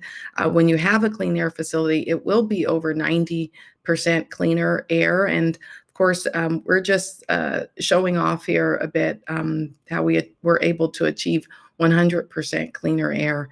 And that was just due to the outdoor environment being a little bit more cleaner than normal within California, and we are able to achieve 100% cleanliness. Yes, this is Dr. Kelly Blodgett, and this is a little bit of an older picture. Now, of course, today and what is recommended are at least N95 masks, and I believe they've got surgical masks there on, but so we should probably update that picture. Dr. Kelly Blodgett, with his extraoral suction device and, of course, with other air purification and ventilation throughout his facility, was able to achieve over 90% reduction in particulate matter. And you can actually see that the device doesn't need to be intrusive. So it only needs to be within 12 inches of the patient's mouth in order to deliver over 92% cleaner air. So you can reduce all of the particulate matter by 92% when you're within 12 inches of the patient's mouth. And as you move closer and closer towards the patient's mouth is when you can achieve higher and higher efficiency levels. But of course, this has to do with how comfortable you feel in using such an extraoral suction device and determining how close it should be to the patient's mouth. Yes, source control and recirculation is how we introduce air filtration. We do that with the FlexVac for source control. And for recirculation, we do that with using the Health Pro Plus and basically recirculating, especially throughout the waiting room, but other areas also within the dental practice. And we're really talking about extraoral suction being the key to controlling the source of the contaminants. The source of the contaminants are generated by our 10 or 15-minute procedures that we have with ultrasonic scaling and other devices that create essentially aerosolized particulate matter. And what you see and what you find on the surfaces around you, that's really just large particulate matter. The fine and ultra fine particulate matter, they really do stay in the air for hours. And when it comes to ultra fine particulate matter, it can essentially stay in the air indefinitely. And as it's roaming around, the dental practice is, of course, where this exposure occurs. And it doesn't just occur as you're actually performing the 10 or 15-minute procedure. It actually, this exposure occurs throughout the whole day, and it's about essentially these ultrafine and fine particulate matter that stay in the air for hours. Nanomax filtration. Now, Nanomax filtration, that is a filtration product that we use within the HVAC system. It actually provides near HEPA filtration at over 95% filtration for fine particulate matter. It is a very high degree of filtration. It reaches it actually exceeds what's called a MERV 16 level. And we've heard so much about MERV 13 during the pandemic, but this is actually a level of filtration that goes far beyond MERV 13, more than twice the performance actually, in terms of when you're comparing MERV levels. MERV 16 has more than twice the performance for fine and especially for ultrafine particulate matter, probably 3 times the performance for ultrafine particulate matter than MERV 13. And it has a very low pressure drop. So if you have an air HVAC system that is able to take a MERV 8 or MERV 10 filter, this Nanomax filter would be compatible and can easily fit into the HVAC system. And I'd highly recommend implementing that. Air visual and air visual outdoor. Now, this is a way to absolutely quantify what is taking place within the dental environment. This is essential when you want to really take active steps to improve your air quality. You always got to measure and start out with a baseline and where you are, practice and implement some sort of improvements within your processes, within your procedures, and you can actually quantify how much less particulate matter you're releasing as a result. So this will help you. And yes, you do want to know. Some people say, oh, well, I don't want to know about it. I don't want to know exactly how clean or exactly how dirty the air is. You do want to know, because you have the ability, by introducing processes, procedures, you have the ability to improve really the source of the aerosolized particulate matter. You have the ability to reduce it just by improving your procedures. And you're able to see how clean and how dirty the air is throughout the day. And with the clean air facility, you're actually able to see how you will get over 90% cleaner air in comparison to baseline. Baseline is actually the outdoor ambient air quality, and you'll be able to see that. You'll get at least 90% cleaner air. Great. Do you have any? I've got some questions there. Yes, so the air purifiers do create some sound, but if you're looking at using speed 4 or less than speed 4, there will be absolutely no difference in the amount of sound that you'll hear within the operatory if it's on speed 4 or less. And actually, I had a dental procedure 2 weeks ago. I lost a filling, and Dr. Clemens had the dental flex vac within his office. He actually used his on speed 3, and we were not able to hear it at all. Let's look at the second question. I work within an orthodontist where a handpiece, yes, is used to remove glue. Water is turned off to reduce aerosols. Would an air purifier be something that our office needs to look into? I definitely always recommend at least air purification. I highly recommend going to step 1, which is removing the source of the aerosolized particulate matter as they're being created. So extraoral suction, I always highly recommend that above and beyond even air purifiers, because it's the most important way. It is the most profound way, actually. It will make the most difference in the quality of your air, is doing and implementing extraoral suction device within the dental practice. Great.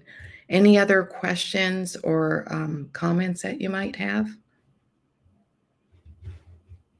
Gloria, I wanted to back up towards the air quality monitoring because I wanted to talk about that a little bit, and the fact that these practices can also pretty much show in their reception area or wherever on a monitor their air quality. And the patients are going to find that of value, I think, too.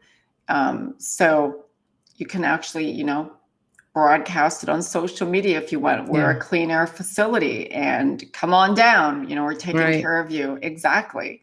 So which is really important. And also in reception areas, people do use an iPad, a screen to show what the air quality is. And actually patients feel really good about that because they know that they're stepping into a clean air facility. Exactly. And I think had that hospital had it for me a couple of months ago, I would have really appreciated that too. Another comment that I have too is for everyone to please go to the banner at the top of the screen, and you can bookmark the URL to IQAir and take that information back to your practice. And you also have a copy of Gloria's presentation in your course folder. So we had a question about someone being able to take the information. Question from HE, I'm concerned about the size of the intake tube for dental phobics. Is there another option? There are options. People actually attach different, I guess you would call them different attachments that are hood-like attachments. There's a square attachment. There's also a more round attachment.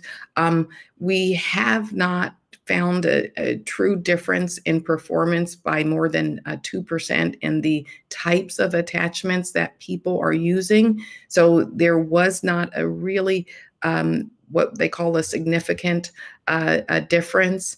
And so we've used the most basic attachment. I want to go back to that photo here. So the other thing too, I think, Gloria, is, you know, get it out of the patient's view. You could still be effective, but maybe turn it to the side like we do our needles and everything else. And maybe that would help as well. Hard to say, but. That's a good point. Question here from Diane. Why would you turn off the water when the water makes the particles heavier and they can drop in the suction, or am I missing something? So I think that's probably a good question for you, Dr. Kirsten. I think so. Well, I mean, sometimes we do have to have the water turned on when we're removing some material because of heat. So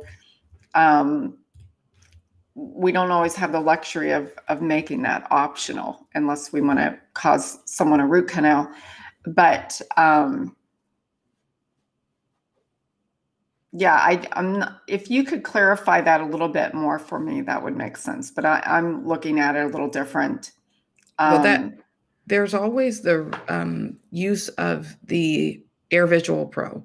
So test it with using water and test it without using water, and that's going to give you really a definitive way to understand, am I producing more aerosolized particulate matter, or am I producing less particulate matter through the implementation of this procedure? Am I improving the air quality, or am I not improving by altering this particular step? That's why I think that the AirVisual Pro is helpful in dental practices. And you had mentioned last time, I think, Gloria, a few times, that this is portable. So you can take it from procedure to procedure, and you can actually see the difference and maybe, of course, modify what you're doing to produce less. So, and what's impressive here too is that you can see these particle size to 2.5, which is concerning, because those 2.5 particles, they're hanging around in your practice. They're very light in mass, they're floating around, and you're walking around without a mask on for the most part. So another question here we have. For children, it could have a Cute adapter. Okay, Monsters, Inc. movie, Barbie. We could do a Barbie adapter. Make it more appealing to the eye, not so scary. Just a thought. You might be on something there. That's true. That's true. Yep. Yeah. Play music instead, something like that. Right. Any other questions? And again, I want to encourage you all to go to the banner, bookmark it. It's information you can take back to your practice. We're recording this today. We do have Glory's presentation on recording. So if you have someone that you want to watch it, let me know. We can make sure you have that link as well. Right. All right. Well, thank you so much for being here, Glory, today. It's always a pleasure to have you here. And I always learn something every time as well. For everybody that have more questions, please reach out to IQAir. You have this presentation in your course folder, and there's the link. Thanks so much. Thank you so much. Have a good one. Thanks. Bye now. Bye-bye. Bye-bye. All right, everyone. I am going to leave this up for a couple of more minutes. And for anyone that had questions for part 1, please go ahead and post them in the chat area. And again, if you do have questions for IQAir, please reach out to them directly, or we can put you in touch as well.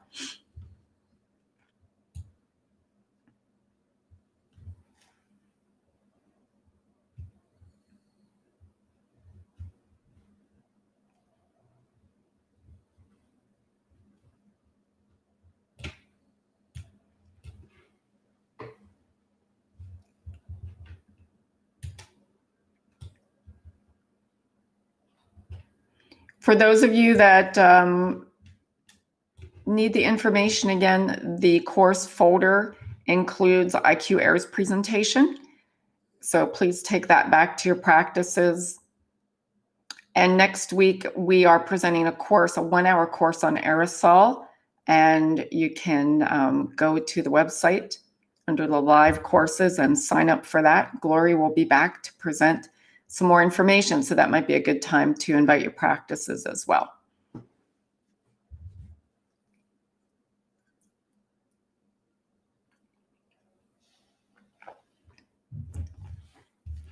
Okay.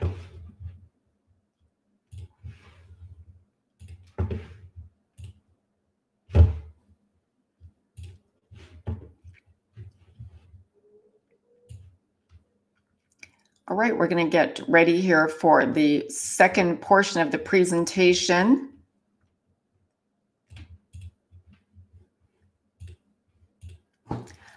I'm going to go ahead and put the handout for you at the top of the screen.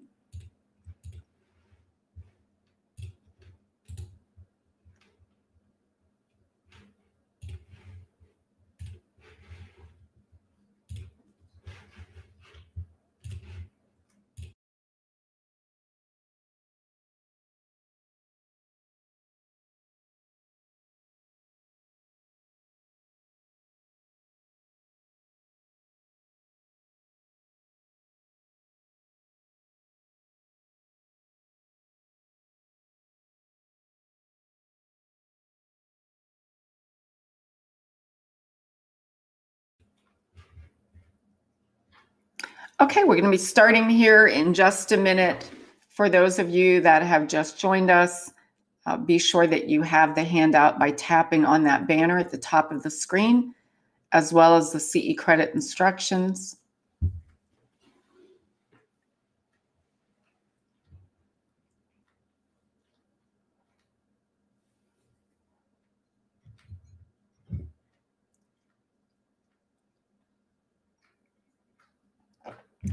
And if anyone has questions from the first half, please go ahead and post them here.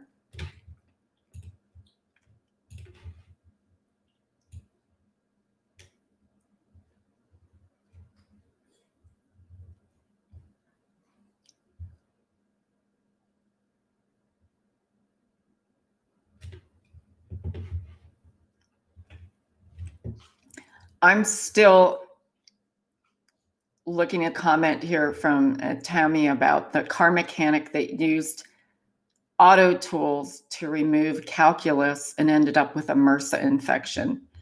I have some stories like that, Tammy.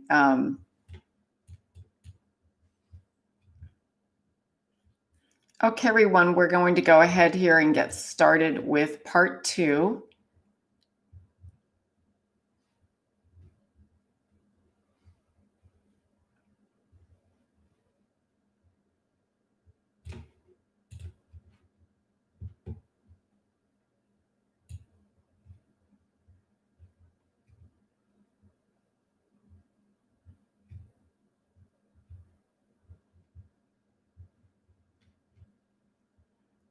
All right.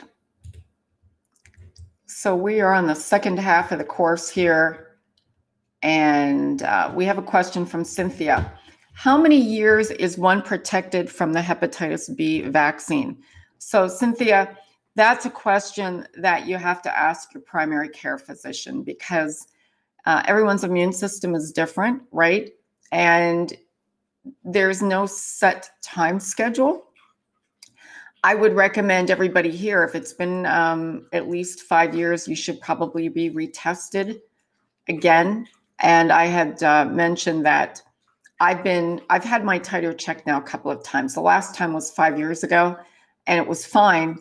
And my vaccine series was in 1989, 1990, right? So it was still fine. But I have a classmate who had to be injected or revaccinated about 7 to 10 years after our series. So everybody's a little different. So it's a very good point. Please check with your primary care doctors and get retested. And they just do a blood test and they let you know if you have ample titer to protect you.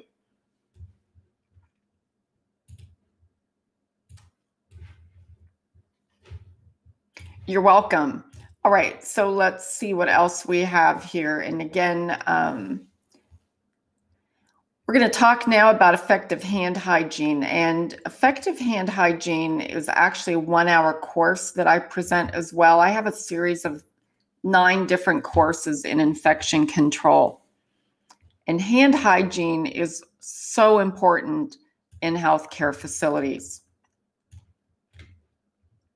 Question regarding hepatitis vaccine. I had my antibodies checked with primary care physician. I had to revaccinate the entire series. It had been 20 years since I had the vaccine done. So there you have it, folks. There's a range. So again, if it's been over 5 years, I think get yourself at least a conversation with your PCP. Thanks for sharing that. All right, so let's look at effective hand hygiene. And you're going to hear me repeat myself a few times. When I was in the hospital a couple of months ago for an overnight stay, when I went through the emergency room first, not one healthcare provider that walked in my room washed their hands. They were in there to flush an IV. They were in there to take my vitals. And I'm someone that already had a Clostridium difficile infection for about 6 months from a healthcare facility. So I was on high alert. So I had to ask them to wash their hands. And we don't want to find ourselves in that position in our dental practice. Why?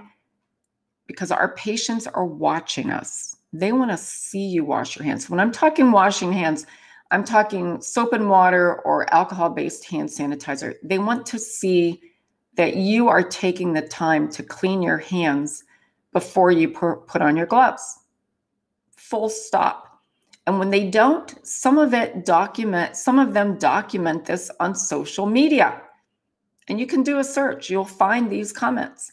My dentist didn't wash their hands. My assistant touched my instruments. She didn't have gloves or he didn't have gloves on. All of the above, right? The number one mode of transmission in your healthcare facility, number one mode of infection transmission, disease transmission, are your hands. And you might ask, well, geez, we're wearing gloves.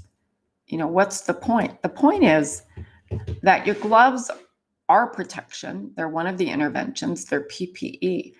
But your hands underneath those gloves will continue to produce at a very rapid rate anything that happens to be remaining on your hands. So we're going to take a look here from the beginning on hand hygiene. And again, for the full 1 hour, you can get a deep dive at no charge to you. Invite your practice to watch this. Okay, so we want to reduce the spread of antimicrobial resistance and prevent healthcare-associated infections. We do that by effective hand hygiene. The most common mode of pathogen transmission are hands. There are two types of microbes, resident and transient. The resident microbes are the normal microflora that are on your hands day to day. They're always present on the skin. They're embedded in the stratum corneum. That's the first layer of your skin. Now, that first layer, the stratum corneum, can become multi-layered from raking the leaves or shoveling the snow. You get calluses. You cannot remove 100% of those resident microflora. We scrub for surgical procedures for that reason. Now, transient hitchhikers, those are the pathogens, potential pathogens that we pick up from patient contact, from indirect contact with surfaces that are contaminated. And this is a concern because it poses, or they pose, the transient hitchhikers here, the greatest risk of disease transmission because they represent potentially anything your patient walks in the door with, anything they may have touched. So hand hygiene, again, very important. Question from Cynthia, did those healthcare personnel become defensive to your question at the hospital? No, they didn't. These were nurses and a couple of doctors. But for most part, I had a nurse that walked in to put the IV line in, sat down next to me. He's got all the equipment. He grabs 2 gloves. And I said, are you going to wash your hands first? Oh, yeah, I can do that. Like, yeah, you darn straight, you better do that. Right. So got the alcohol-based hand sanitizer. I felt better. And then coming in to flush the lines, different nurses, when they admitted me, different nurses, they would wheel in a cart. They would take the little scanner, scan the bracelet, and then they'd enter notes into a keyboard. And they all had bleach wipes, by the way. Tops were off. Wipes were half pulled out and dried out, so you knew they weren't using those. And then they'd go directly from the keyboard to grab 2 gloves. And I said, listen, I'm an infection control specialist, all right? I've had C. diff. I don't want to get ill again. Could I ask you to wash your hands? So I asked it in a very respectful way, not to demean them. And they said, oh yeah, sure, I can do that. That was always the answer. Every patient room on that floor had a sign that said, upon entering the room and upon exiting the room, you are to wash your hands, and not one did. And they would go from me to my roommate with COVID, and I don't know what they did. I don't know if they washed their hands before they saw that patient or not. We want to be better than that because, again, your patients are looking at you. They want to see that your practice is clean. They don't want to get sick because they're going to your practice. They're already nervous enough. And they want to see that there's a culture in your practice for infection control, that you all uphold it, that you're well trained, that the leadership in your practice, again, this is the philosophy that's handed down. Because if the dentists aren't washing their hands, the auxiliary won't be washing their hands. So there has to be a level of expectation that comes with authority. All right. So again, the concept of hand washing and surgical scrubbing is we want to reduce the amount of resident microbes that are present on our hands.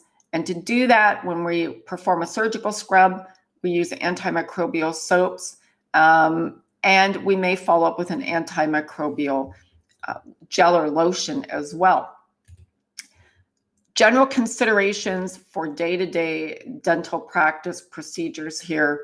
We can either use a non-antimicrobial or antimicrobial soap and water when hands are visibly dirty or contaminated with blood or OPIM. And if hands are not visibly soiled, according to the CDC, you can use an alcohol-based hand rub, but you have to follow the manufacturer's instructions.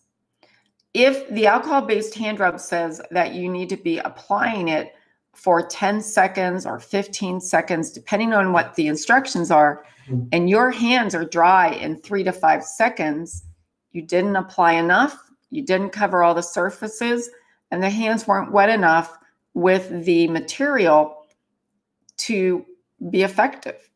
So many of us apply that alcohol-based hand sanitizer like hand lotion. Put a little dab on there, away we go. We're done. That's not effective, right? We have to have the same thought process. And I'm going to show you a video here in just a minute.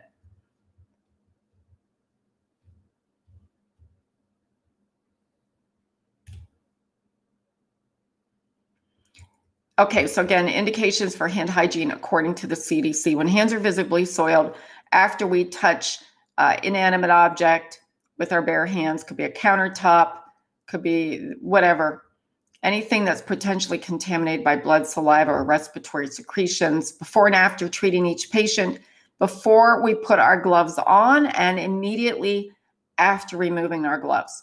When we take our gloves off, they should go right in the trash, not on the patient tray, not on a countertop. Why? Because you're creating more contamination, potential cross-contamination. Underneath those gloves, your hands still have some form of bacteria that is going to multiply very quickly. So why cause more cross-contamination? Just get in the habit of throwing them right in the trash. We don't want to re-wear gloves for coming back in to see the same patient, because you're washing your hands and you're putting contamination back on your hands. Doesn't make sense. Infection control, while we want to pay attention to budget, and believe me, I had a budget here at the county, $2.8 million. We had to watch pennies. But infection control is not a place where you want to cut corners to try to be cost effective, right? Because I can tell you in my mind, as a dentist, I'd much rather spend $80,000 on a laser than $150 on every disposable gown that my hygienist needs to wear. To me, it's like, I want that laser, right? That laser is going to do great things. The fact is that this is not an area where you want to minimize or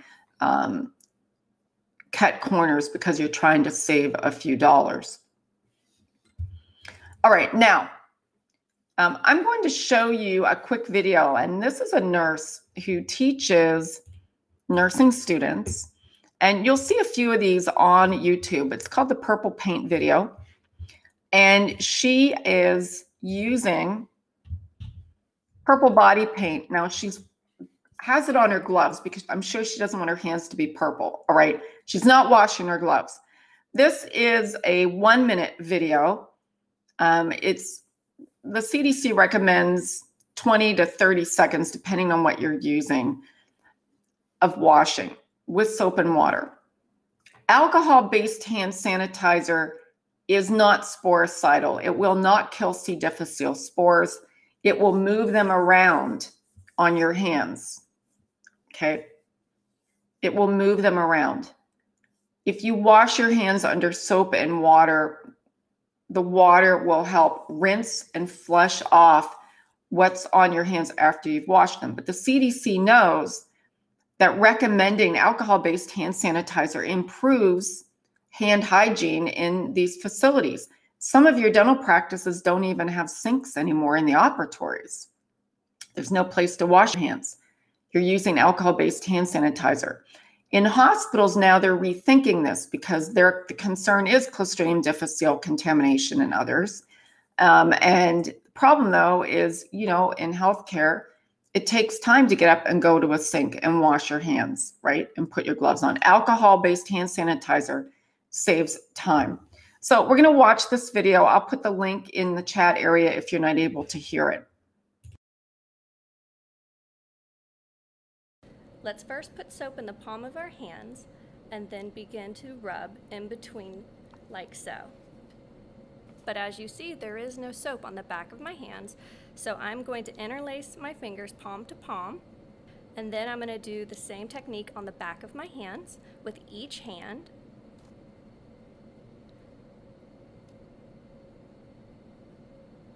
And then you're going to take the back of your fingers to opposing palms with fingers interlocked.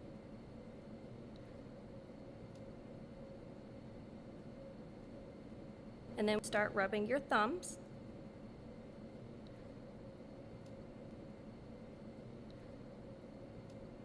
And then you're going to take your fingertips, clasp the fingertips in the right hand in the left palm, and vice versa.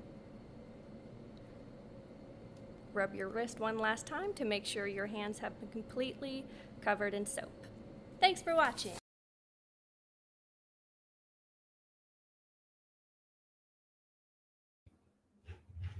Okay, so there you have it. That's a quick 30-second process. If you memorize that little system that she showed you there, which most nurses are required to, but or share it with your dental assistants or your dental hygienist and your dentist, you're golden, because you're going to be touching and covering all the surfaces that you need to worry about, as well as the surfaces that we often forget. Okay, and pay particular attention to your dominant hand, because we tend to not wash that one as well. For oral surgical procedures, we perform surgical hand antisepsis before we put on sterile surgeon's gloves, and follow the manufacturer's instructions for whatever you're using, whether it's the antimicrobial soap or water or alcohol-based surgical hand scrub. It's good to have good hand care practices to maintain the integrity of the skin. And I would recommend reaching out to the glove manufacturers to find out what they recommend that would be compatible. At nighttime, I used to put moisturizer on my hands and wear those moisturizing gloves to give my hands a good treatment.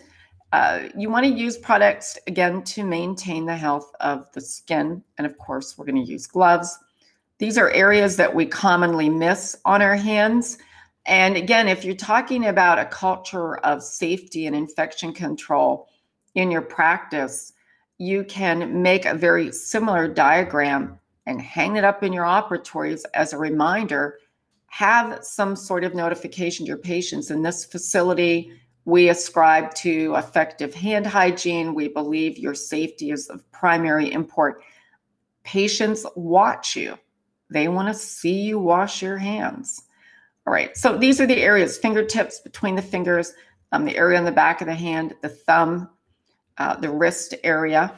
And she covered that all in the purple paint video, and there is the link for that. Liquid soap containers. All right, let me ask you, how many of you are using this type of container in your clinic, or this one? Go ahead and type yes into the chat area.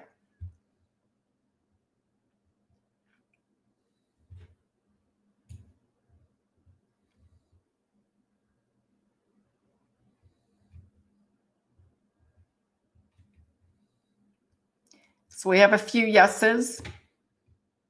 We have right now about 20 yeses and 1 no.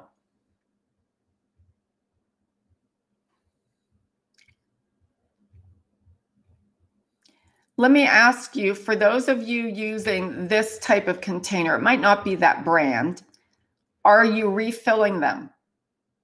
Go ahead and type yes or no.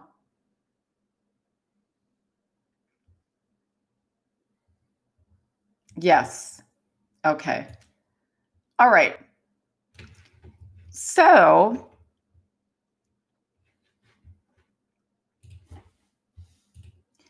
those are called bulk soap refillable dispensers. Now, this is a version of that.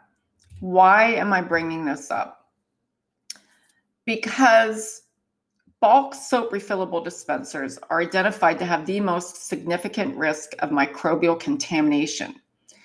Why is that? Because the hands touch these nozzles and pathogens get into those containers and they create biofilm.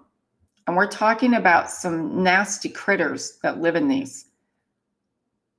MRSA, C. diff, norovirus, influenza, etc.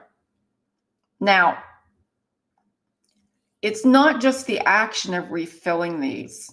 It's the fact that this nozzle is a breach in the system, because when we're washing our hands, does it make sense to touch something in the process that's causing more cross-contamination? No. So let me ask you a question here, because I always get asked this. If somebody told you, go ahead and use this. We bought it a week ago. It's in the operatory. You have your patients washing their hands when they enter the operatory. Many of you, that's great. But somebody hands you this from an operatory and they tell you, go ahead and use this soap. Now, it may have MRSA in it. It may have norovirus. It may have Clostridium difficile contamination. But go ahead and use it. It's soap, and you're going to rinse your hands off anyways. Would you use it?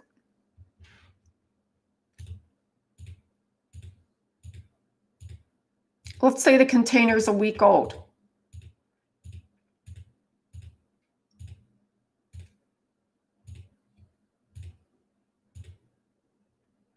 So if you are exposing your hands to more contamination, you're putting yourself at risk for developing an infection, okay, for becoming infected. So that's exactly what happens with these containers. Many of the public health clinics I was in had these, someone would go around with a key and they'd pour more soap into it. If you ever looked in these, you'll see black and green slime. And I was involved in a study probably 20 years ago where we cultured these out, Staph aureus, Staphylococcus, etc. And we're worried now about these multi-drug resistant organisms. But the same thing with this, because everybody is touching the same nozzle, you can't barrier protect it, and you can't wash these things because the biofilm comes right back. So I'm going to show you two quick videos here. This first one is by Dr. Charles Gerba from the University of Arizona. And he's been involved in some studies. One is that hands can have up to 25 times more germs after washing with contaminated soap.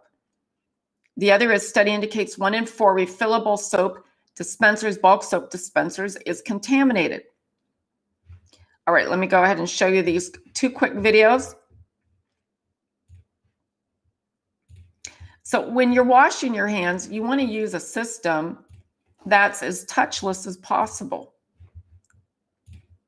Again, there's no sense of reapplying germs. You're most likely to come in contact with fecal bacteria with a refillable soap dispenser than anywhere in a public restroom.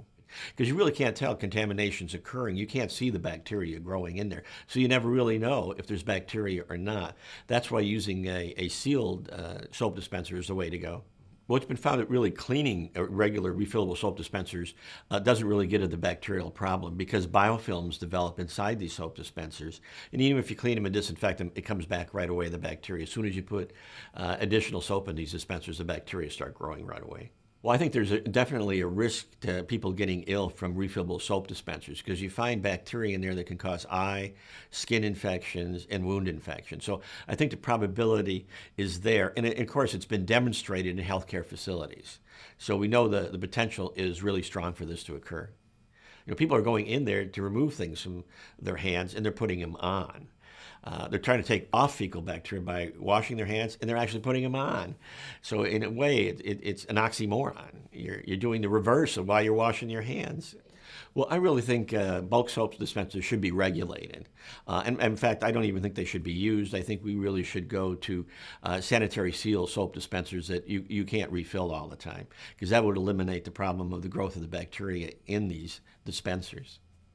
But I think it's really the responsibility of facility management is to put the proper type of soap in these facilities so people don't increase their exposure to large numbers of bacteria. The greatest exposure to fecal bacteria for many people may be washing their hands.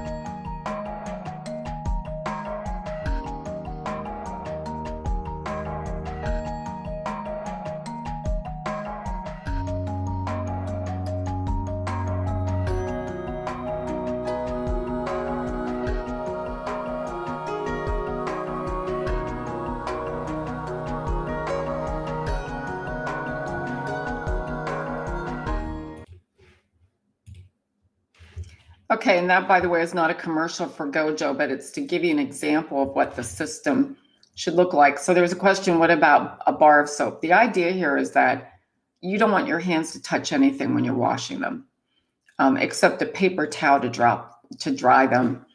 And you certainly don't want to be topping these off. And even if you're getting the soft soap disposable and you're throwing it away after it's empty, you're still subjecting your hands to biofilm, right? So sensor controlled is ideal, or foot controlled. If not available in your clinic, at least have barriers on your faucet handles, right? Or use paper towels. You don't want to wash your hands and use your bare hand to turn off the faucet. You've just contaminated your hands.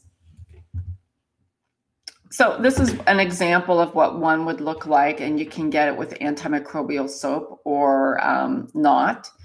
And they also come for alcohol-based, or become available for alcohol-based hand sanitizer, as you've seen. Now, topping off the bulk soap alcohol-based hand sanitizer containers have the same effect. Biofilm grows in them.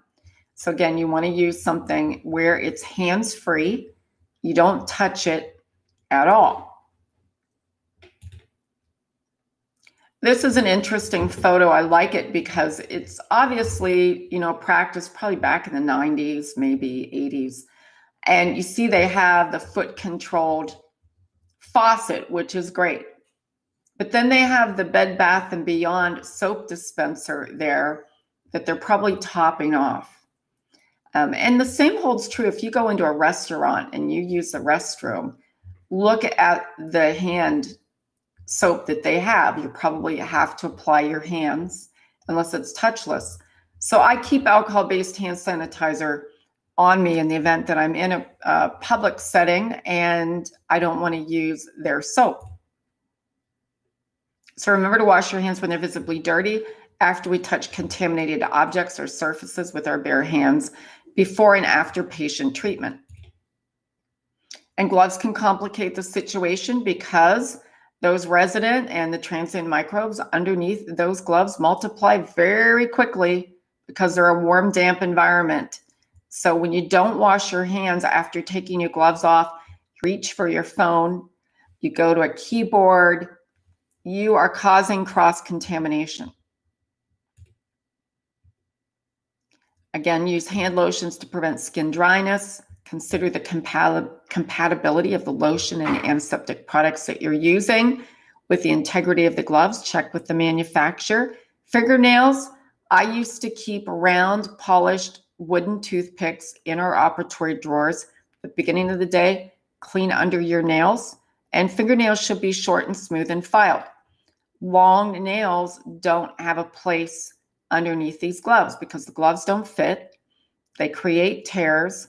And gel and artificial nails are porous, so that you can have an issue of harboring these pathogens on your fingers. And if you do a Google search, you're going to see some of these cases of healthcare workers that developed fungal infections and so forth. Hand jewelry, I make the recommendation that you wear your jewelry on a chain. Do not wear them underneath your gloves, because you can create tears and you would have to clean these pathogens off your gloves. Why subject your jewelry to that? And why potentially subject a patient to that, or yourself? So I would get a nice chain, wear it around your necks.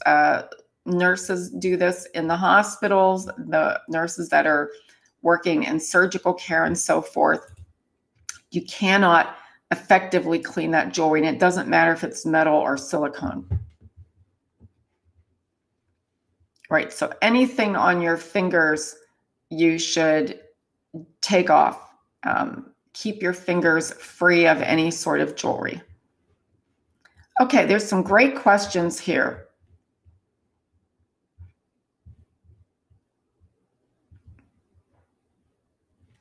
So I'm going to answer the ones, I'll answer the questions that pertain to what I've just spoke about.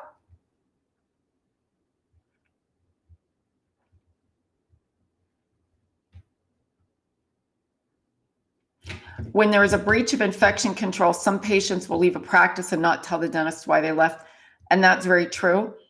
But now, Ileana, they go to social media and they post to everybody else why they left too. So we have some of those photos in this presentation. Donna, I had my nurse give me my flu vaccine without washing her hands and then wiped her nose. I let her know, I told her, you are going to give me the flu as you give me your vaccine. There's a question here about a product. If you could send me an email through the website, I'd be happy to respond. I believe you must soap your hands and scrub for at least 20 seconds. Is that correct? It's thought to be 20 to 30 seconds, but honestly, we do have to pay attention to the fact that we're covering all the surfaces. So again, if you go back to the purple paint video, that's just a really good system to use. Great questions. Thank you, everybody. All right, PPE, and I know we have some questions about PPE. Let me look down here. We've got some more. Do you think warm water or cold water is best for clean hands? I worked in a public health clinic where we did not have running warm water or running hot water. So I can't say that it's best. I think for comfortability and for the soap to be able to sometimes rinse off, it's better to use warm water. But in terms of germ load, I'm not so sure. If the manufacturer's suggestion is that you use the product with warm water, find out why. I worked for a dentist who wore long fake nails. Yeah, I have a veterinarian like that. She has beautiful acrylic nails that are like 3 inches long. How does that work? You know, at some point you got to decide, okay, maybe you have a special event coming up. I don't know. I just know that I want clean nails and I want somebody coming at me with clean nails.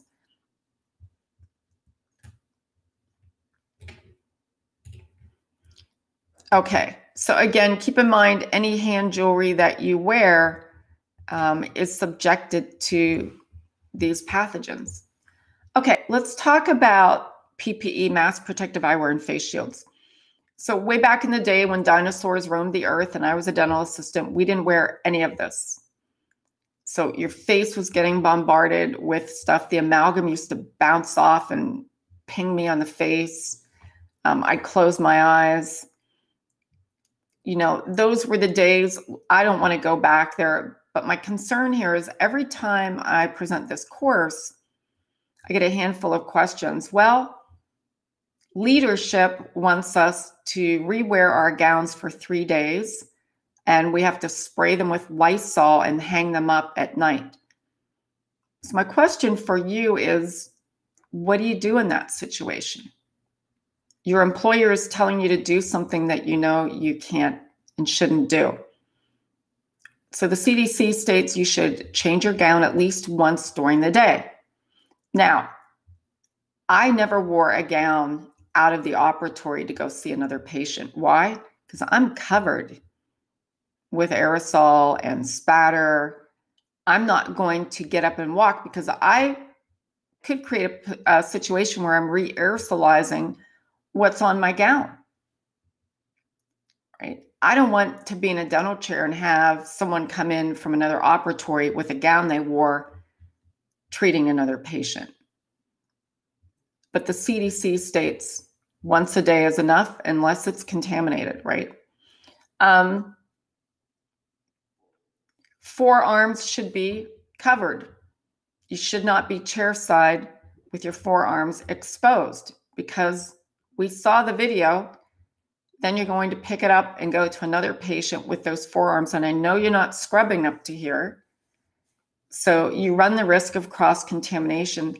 And you're going to go maybe into your lounge, your lab, maybe you have employee lunchroom, whatever. Not a good practice. We're going to look at a video here. Masks should be changed between patients.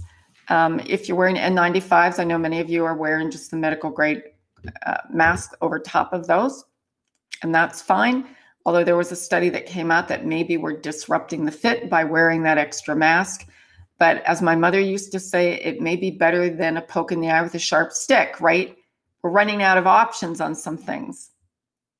Okay, your face shields can be cleaned with soap and water and disinfected. They were really meant to be disposable, many of them, but they're costly. So you want to disinfect them. Protective clothing. Not all states require that dental practices provide scrubs or provide laundering. So if you're in one of those practices, my recommendation is the following.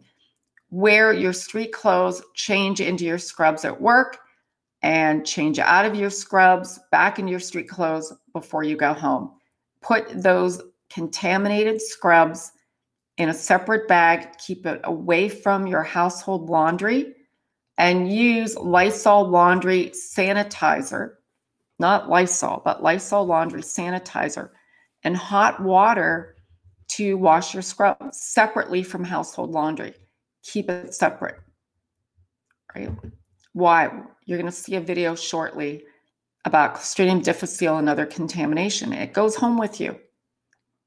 Okay, so you don't want to mix it up with your household laundry. Because remember, you're treating patients, they could potentially be carriers of something. So you want to be able to protect your home from this as well, and from protect your family and yourselves. All right, again, so cover your forearms, wash your scrubs separately. Don't ever wear them in your back in your vehicle or home. Change your protective clothing. So you're going to wear a disposable gown over your scrubs. You should be, and change those if they become soiled. And then, of course, remove your barrier protection before you leave the dental operatory. So that's your gloves, your mask, eyewear, and your gown. You can hang up your gown if you're going to rewear it. This is how you should look chairside. Your gloves should come over the elastics of that disposable gown. Your forearms should not be chairside at all. I saw a social media post about a dental hygiene device that I love, and they were testing it out on patients, and they posted it on, but not one of the hygienists was covering their forearms, and they're using an ultrasonic scaler. And I'm going, what's going on here? Cover the forearms and don't take this stuff home with you. Okay, recommendations for gloving we spoke of earlier. And when I go, let me just go back a couple more things, and we had a question about this. Shoes. Shoes are a huge source of contamination. So my recommendation is keep work shoes at work and change into your street shoes before you leave, or change into them before you get in your vehicle. Or wear shoe covers. Shoe covers are cheap. They're cheap. if you see the level of contamination, just Clostridium difficile contamination on the floors in your dental practices, every dental practice would be getting the shoe booties by now. Okay, hair should be covered. In the same social media video that I saw, very technical device that they were using, 3 hygienists, 2 observing, and they were checking and they were using them. None of them had their hair covered. One of them hair hanging down over the patient. I'm looking at this, and I'm saying to myself, and I'm not pointing out, I'm not judging the profession. What I'm saying here is we know that ultrasonic scalers generate quite a bit of aerosol and ultrafine particles. We know that spatter is hitting us, right? There are exposed forearms and hair exposed, and that's going to leave the practice with you. They had face shields on.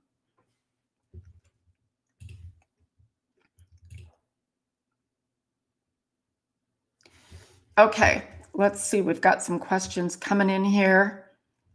Do I recommend covering hair as part of PPE? Yes. Would you recommend apply hand sanitizer right after washing your hands if the facility doesn't have the automatic soap dispenser? You could. I honestly don't know if I haven't seen any studies that that's going to help. I would. Actually wouldn't use the soap. I'd just use my alcohol hand sanitizer. If they're refilling, I wouldn't use their soap at all. Buy your own PPE. Gowns should be taken off when leaving the operatory. Yes. I had a dentist walk by me and snatch my hair bonnet off. He said they didn't wear bonnets in his office. Don't many dental insurance providers have a code for PPE now? I believe some do. The comment about snatching the bonnet off, there are practices out there, I think. I was in private practice and I get it, okay? Which is why I went into public health. But the fact is that your patients appreciate it. And if you're in a practice where that's the culture, hopefully you have the luxury of going somewhere else, because we're in a situation now where dentistry has sort of created this cottage industry, beautiful practices, right? Marble, quartz countertops and so forth. And yet we're walking around completely dismissive about what we should be doing. And I hope that after watching this, some of you will see the severity of it and there'll be some changes made, because we know patients are getting sick. And social media, again, is a pressure on you all. Are dental school using under-the-counter plastic refillable containers? As changing them, you would notice the green slime around the neck of the bottle. Yep. When questions, the response was, it's okay, wipe it off, and we use antibacterial soap. How would you address and suggest changes for this college? Have them watch this video. Have them watch the video on effective hand hygiene. Give them the citations to the studies, 'cause that's just 2 of many of the studies. And then they are also, just not educated around it. So I'd start with that. Question, is it appropriate to wear a full sleeve undershirt that covers forearms and wear a scrub top on top versus wearing a jacket over the scrub top to cover the forearms? Is it acceptable? Are you changing your full sleeve undershirt for every patient? I would wear your scrubs and a disposable gown or a laundered gown and something with elastic at the wrists.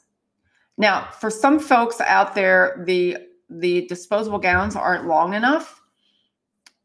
Amanda Hill, who presented with me the other night on our top 10 essential infection control strategies, her idea was to get those tennis elastic bracelets, wear those. She covers her watch with it, and she's able to at least pull the sleeve down. And she said it made it sort of like an adapter, which kind of makes sense. Donna, Same old 80s story. I had a bloody abscess tooth pop up and land in my big white 80s and down my shirt. Yes. I have those studies, and especially treating children. Had a dentist tell me we all look like cancer patients and take those hair coverings off. Same story. I wear the cloth hair wear. Would I use disposable hair wear better? I don't think so, Magdalena. I think the idea here is to protect you too, unless you see anything that's visibly soiled. You know, let's say you had a lot of pumice or something or blood, then you'd want to change it. Yeah. I temp a lot. I've been in offices that still have carpet. It's so different from office to office for PPE. We'll talk about carpet in a minute. After raising concerns and no changes are being made other than getting a job elsewhere, is there a place to report? Absolutely. We're going to talk about that in a minute, Nicole. Is it okay to wear the same scrub cap all day? Yeah, unless it's visibly soiled. Me, myself, and I would probably change it halfway through the day if I'm doing hygiene all day, because hygiene, you're getting really blasted. What do you think of using an overhead UV light? Okay, we're getting ahead of ourselves. Hang on to that one. I have some information about UV. Okay. We spoke about gloves, medical gloves. When we have the potential to come into contact with blood or OPIM, we should change our gloves for each patient. We shouldn't reuse them. We shouldn't wash them. We shouldn't sterilize them. That sounds like common sense. Guess what we were doing in 1981? We were washing them, we were reusing them, and we were sterilizing them in a Harvey chemclave. Use appropriate puncture-resistant, chemical-resistant utility gloves for cleaning instruments, turning over your operatories, performing housekeeping tasks involving contact with blood or OPIM. Always consult with the manufacturer about compatibility of gloves with materials. Wear sterile surgeon's gloves when performing oral surgical procedures. And the CDC states there is no clear evidence, or they believe it's an unresolved issue pertaining to double gloving. There are studies, they state, that have demonstrated a lower frequency of interglove perforation and visible blood on the surgeon's hands when double gloves are worn. However, the effectiveness, they don't believe, of double gloving in preventing disease transmission has been demonstrated. You may see that on the quiz. Contact dermatitis and latex hypersensitivity. So we kind of touched on this earlier on, but if you have an employee that states they have a latex allergy, have them get tested. It may be a sensitivity reaction like the other 85% of us from using latex all those years. Now we have an issue with nitrile gloves and allergy because of the compounds in the nitrile gloves, right? So this is a concern. We have to make sure our emergency kits are latex free. In my entire 30-some years of practicing, I had two patients with a true latex allergy, and I was associating with one of my professors at the time, who was a very well-known hospital dentist in San Francisco, and we had to have the entire practice mitigated for latex.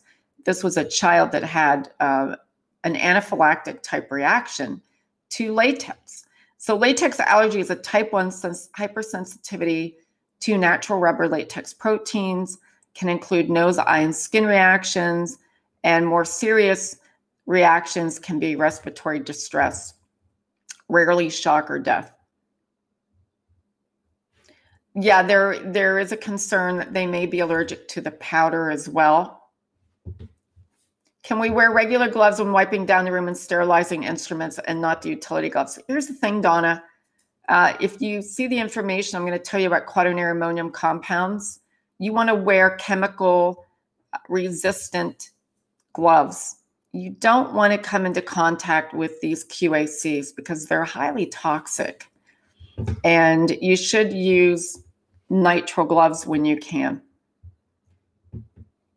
And you can get nitrile gloves that can be autoclaved in your practice. Roxanne, I'm a dental assistant instructor. I have students that are working in general dentistry. They state that they wear their lab jackets from patient to patient and only change at lunch. How could I handle this other than telling them that I disagree with this practice? The problem is, Roxanne, that we can only do what we can do. And I'm going to be showing you a video and having a little bit more conversation about that. But your students hopefully will understand that we rely on our workforce to oversee what's going on in these practices. We do not have institutions that go into dental practices on a regular basis and inspect them to make sure that they've passed, right? We rely on the workforce. So when a dentist or a hygienist or assistant relicenses, for instance, they sign an affidavit that they will uphold their dental Practice Act. And included in that is infection control, OSHA, bloodborne pathogen standard. And if you are in a situation where you are exposed to a breach and you're being told to not follow those recommendations, you're being told to practice illegally and you're putting patients and yourself at risk. So where do you report that? Dental board, you can start there. But I always recommend first going to management, going to the owner dentist if you're in a situation like that, and bring up your concerns and give them a written documentation of what your concerns are. If they refuse to do anything about it, then you go to step 2. So you start with the dental board.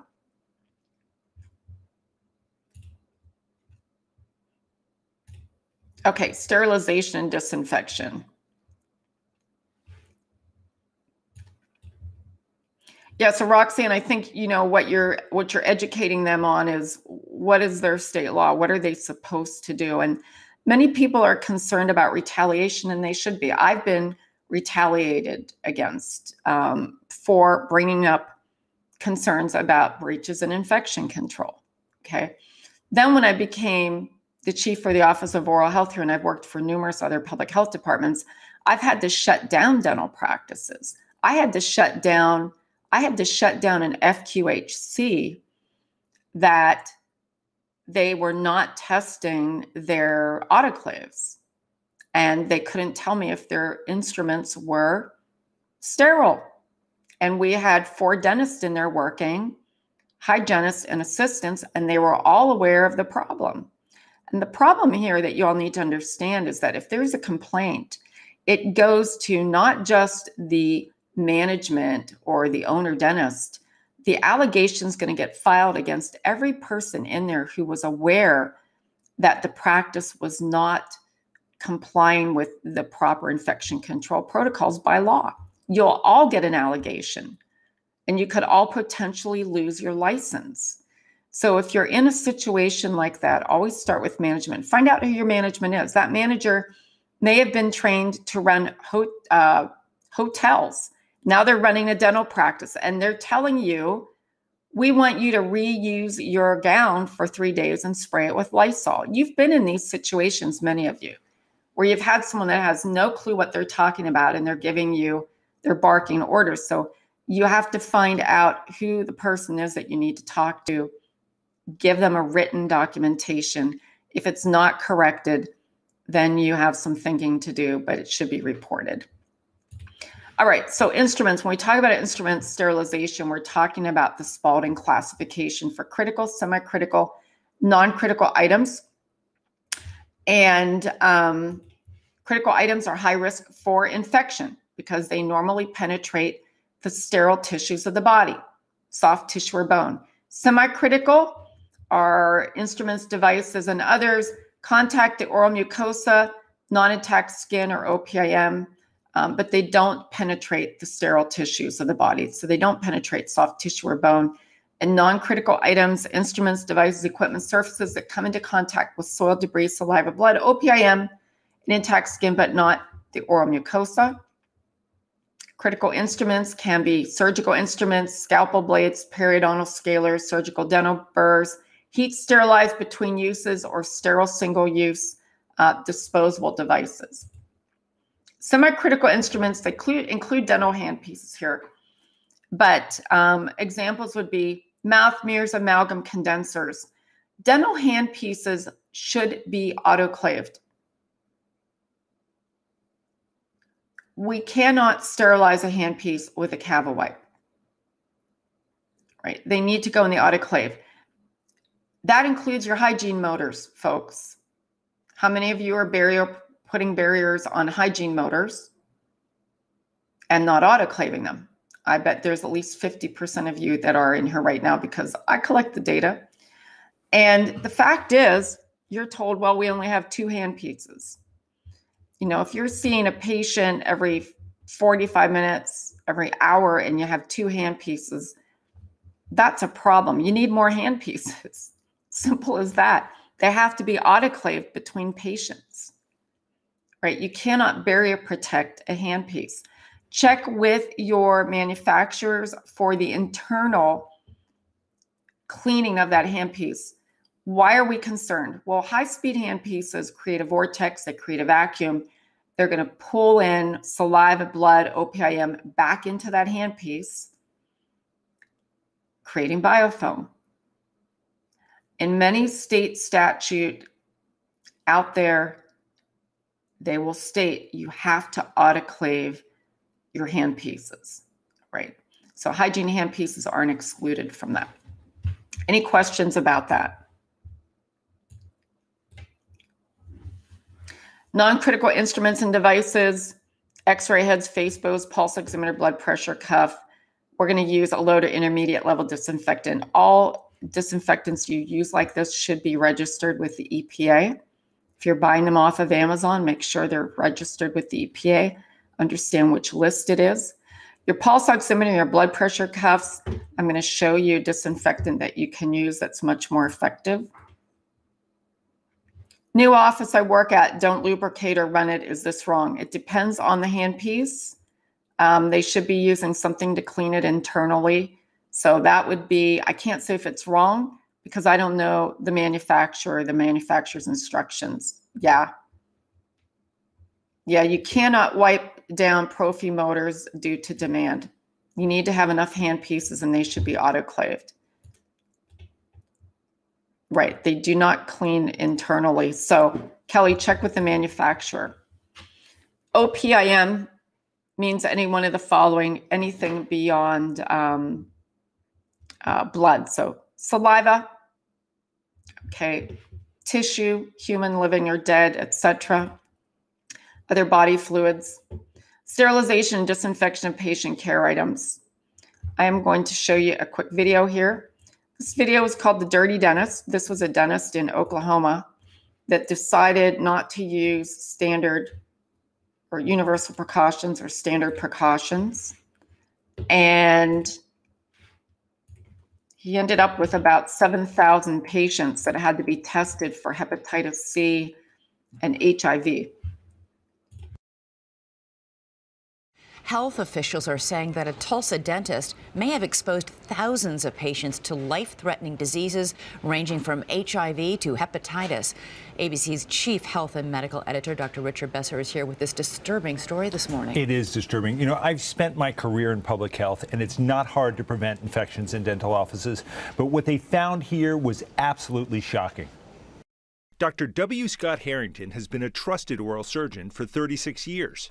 But now authorities believe he may have exposed thousands of patients to potentially deadly infections by allegedly using rusty instruments which weren't cleaned properly. Letters are being sent to 7,000 Oklahoma patients recommending they immediately be tested for hepatitis B, hepatitis C, and HIV after one of his patients with no known risk factors tested positive for hepatitis C. In addition to allegations that he cleaned his instruments by improperly bleaching them, which caused them to become porous over time, he's also accused of reusing needles and vials. The instruments that came out of the autoclave were horrible. I wouldn't let my nephews play with them out in the dirt. I mean, they were horrible. They had rust on them. He even reportedly had medications 20 years past their expiration date and allowed unlicensed assistants to give IV medications. We reached out to Dr. Harrington, but he did not return calls.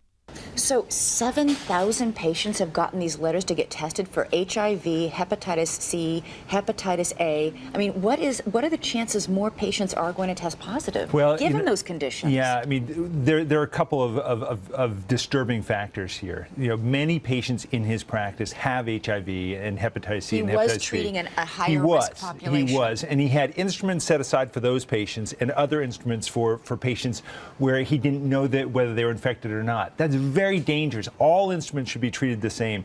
You know, last summer there were 8,000 patients from Colorado who were notified, and thankfully there, none of them were infected. Here, there's a much higher chance someone could get sick. But I would have thought soaking instruments in bleach would have killed anything. We keep hearing bleach is the only thing that kills everything. Well, for a lot of things, bleach is the way to go. But these instruments have to go into something called an autoclave, which uses pressure and heat. If you use bleach on them first, it disturbs the outside of the instrument so that the autoclave no longer works. And they become porous and things can get inside. They can seep in, and then the heat and the pressure don't kill those germs. So what are you supposed to look for, Rich? I mean, I go to a dentist office, and usually I've got so much stuff in my mouth I can't see what's going on. A couple clues to look for. The first thing, if you ever see rusty or old instruments, that's a warning sign. The other is if your dentist isn't wearing gloves or isn't changing gloves between patients, find another dentist. So he should do that in front of me? Yeah, definitely. You should see that they're putting on fresh gloves. Okay, definitely. and pay attention to those instruments. That's All right, right. Rich, thanks so much. Disturbing news. We'll keep on top of it.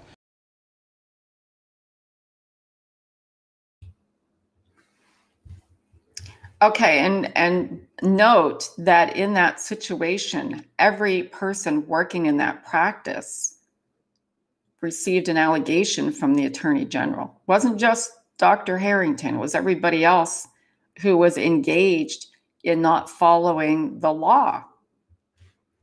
I'll put the link here in the chat area for you, and there are several videos out there on that particular case. That was Dr. Harrington out of Tulsa, Oklahoma.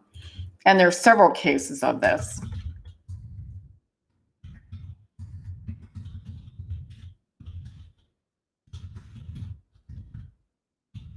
There's the link for you. All right, so when we talk about sterilization and disinfection of patient care items, we should use only an FDA-cleared medical device, first of all. It's got to be an autoclave that's FDA-cleared. In fact, many state statute require this. So if you're buying it off of Alibaba or some off-brand offshore, it's not FDA cleared, and your patient got sick and you ended up in front of a jury, and they're going to ask you what device you use. That would not be a good strategy. Clean and heat sterilize critical instruments before each use. The same for semi-critical. Make sure those packages dry fully before you handle them, because you can create micro tears and burn yourself. And single-use disposable instruments are acceptable if they're used once and they are thrown away correctly. We don't use liquid chemical sterilant or high-level disinfectants for environmental surface disinfection or as holding solutions, and which is what he did. Ensure that non-critical patient care items are barrier protected or cleaned, or if they're visibly soiled, clean and disinfected after each use with an EPA-registered hospital disinfectant. Now, if visibly contaminated with blood or OPIM, you're going to want to use one that has a tuberculocidal claim. We're going to make the recommendation and talk to you today about hypochlorous acid here in a minute. Inform all of your staff, of course, of OSHA guidelines so that they know how to safely use these products. Cava wipes. Assistants out there, poor ventilation, using regular exam gloves, wiping down these countertops. Take a look at the study that I've included in your course folder on the hazards of quaternary ammonium compounds, their lack of oversight, their lack of regulation, the concerns about fertility, effects on immunity, the skin, etc., respiratory. And at the end of the day, the other document by Dr. Christensen that said quaternary ammonium compound wipes don't work well in the presence of blood and proteins. And the toxicity, they don't use them. They don't recommend them. All right, coming up on some Yelp photos here to sort of break things up for you. And Donna asked, what is the current fastest sterilizers on the market these days? How many minutes can we turn around a handpiece?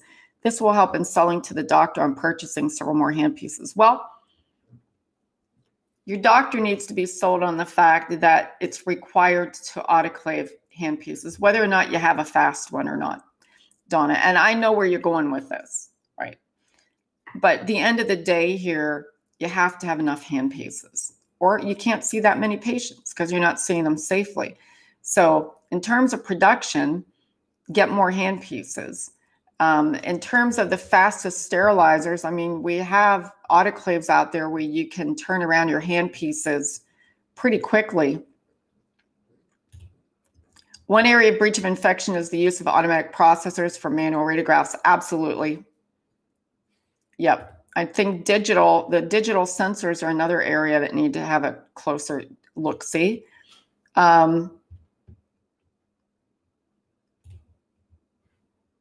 The link for that video is in the chat area.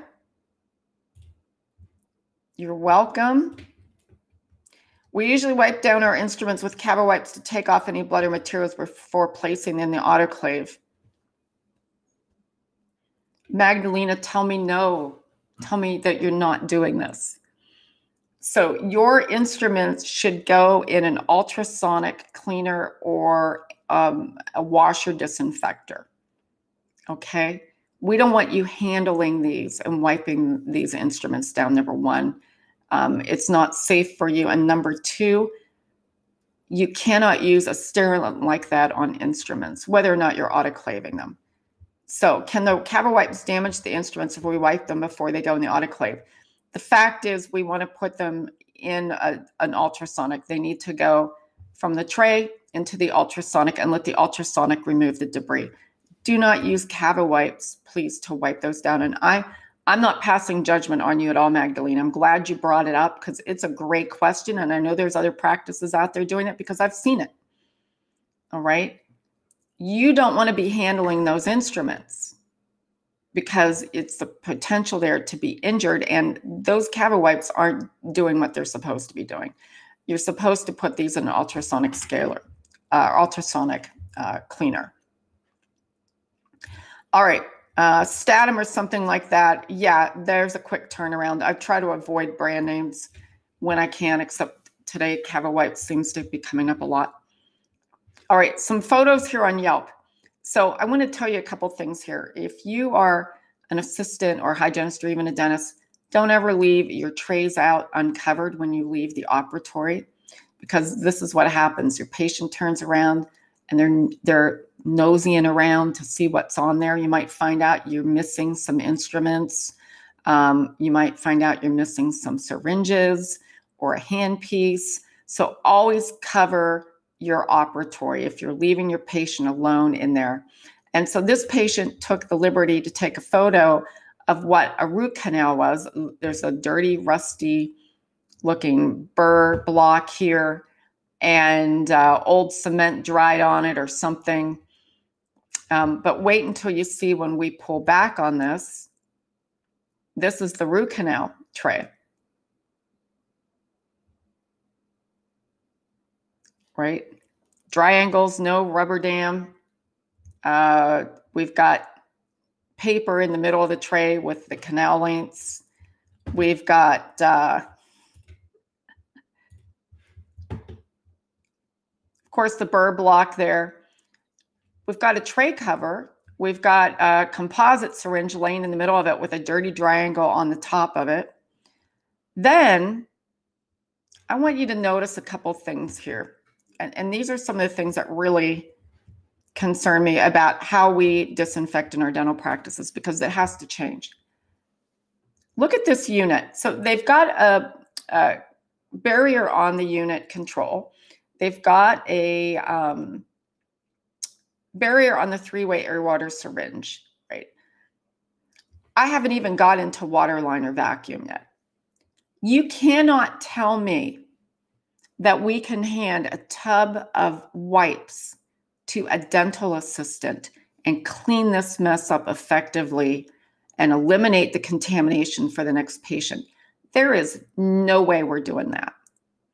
Those cords that are dragging on the floor right there, it's probably because they need the length to reach the patient. They haven't been wiped off since 1982.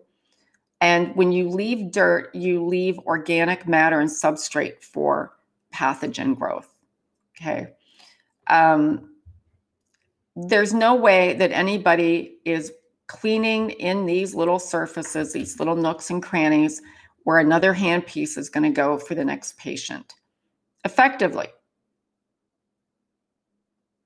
Absolutely no way that we're able to do that.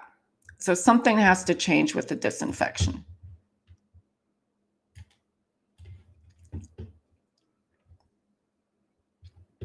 Our Pano stick is covered with a plastic barrier, but we also toss them in cold sterile. Not sure what brand, but it's green in color and smells like the 80 cent. Is this okay? If that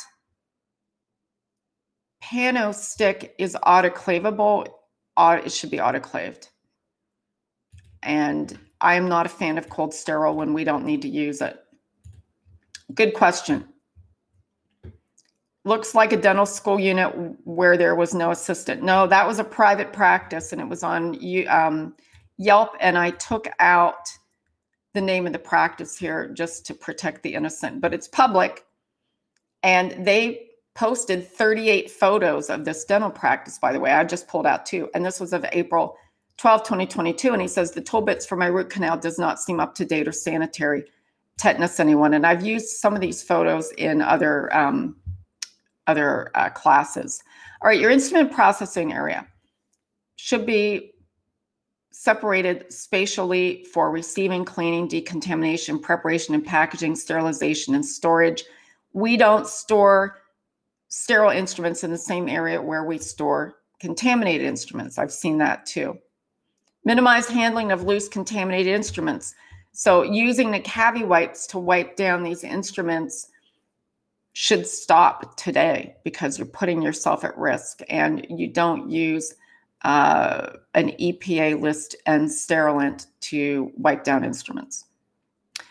You're going to use automated cleaning equipment, so your ultrasonic cleaner or your washer disinfector to remove debris, to improve the cleaning effectiveness and decrease worker exposure to blood. We use work practice controls that minimize contact with sharp instruments. If we need to manually clean an instrument, we're going to use long-handled brush, and we're going to use nitrile gloves. When you are using those cavi wipes to wipe down those instruments, I bet you're not using nitrile gloves either. You're using probably your regular gloves. Don't know that for sure, but either way, not a practice you want to be involved in. Puncture and chemical-resistant heavy-duty utility gloves for instrument cleaning and decontamination procedures. Always wear the appropriate PPE when splashing or spraying is anticipated during cleaning.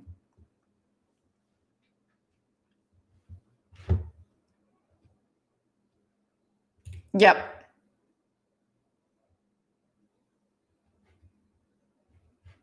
I'm going to get to keyboards and mouse in just a minute, Donna. And all right, preparation and packaging, internal chemical indicator in each package. If you can't see the internal chemical indicator, like if you're using cassettes and paper, you're going to use the external tape. Your container system or wrapping should be compatible with the sterilization process. It has to receive FDA clearance. So again, make sure you're using FDA cleared devices and materials when it comes to sterilization. Always inspect your instruments for cleanliness before running them through the autoclave, before preparing them for the autoclave.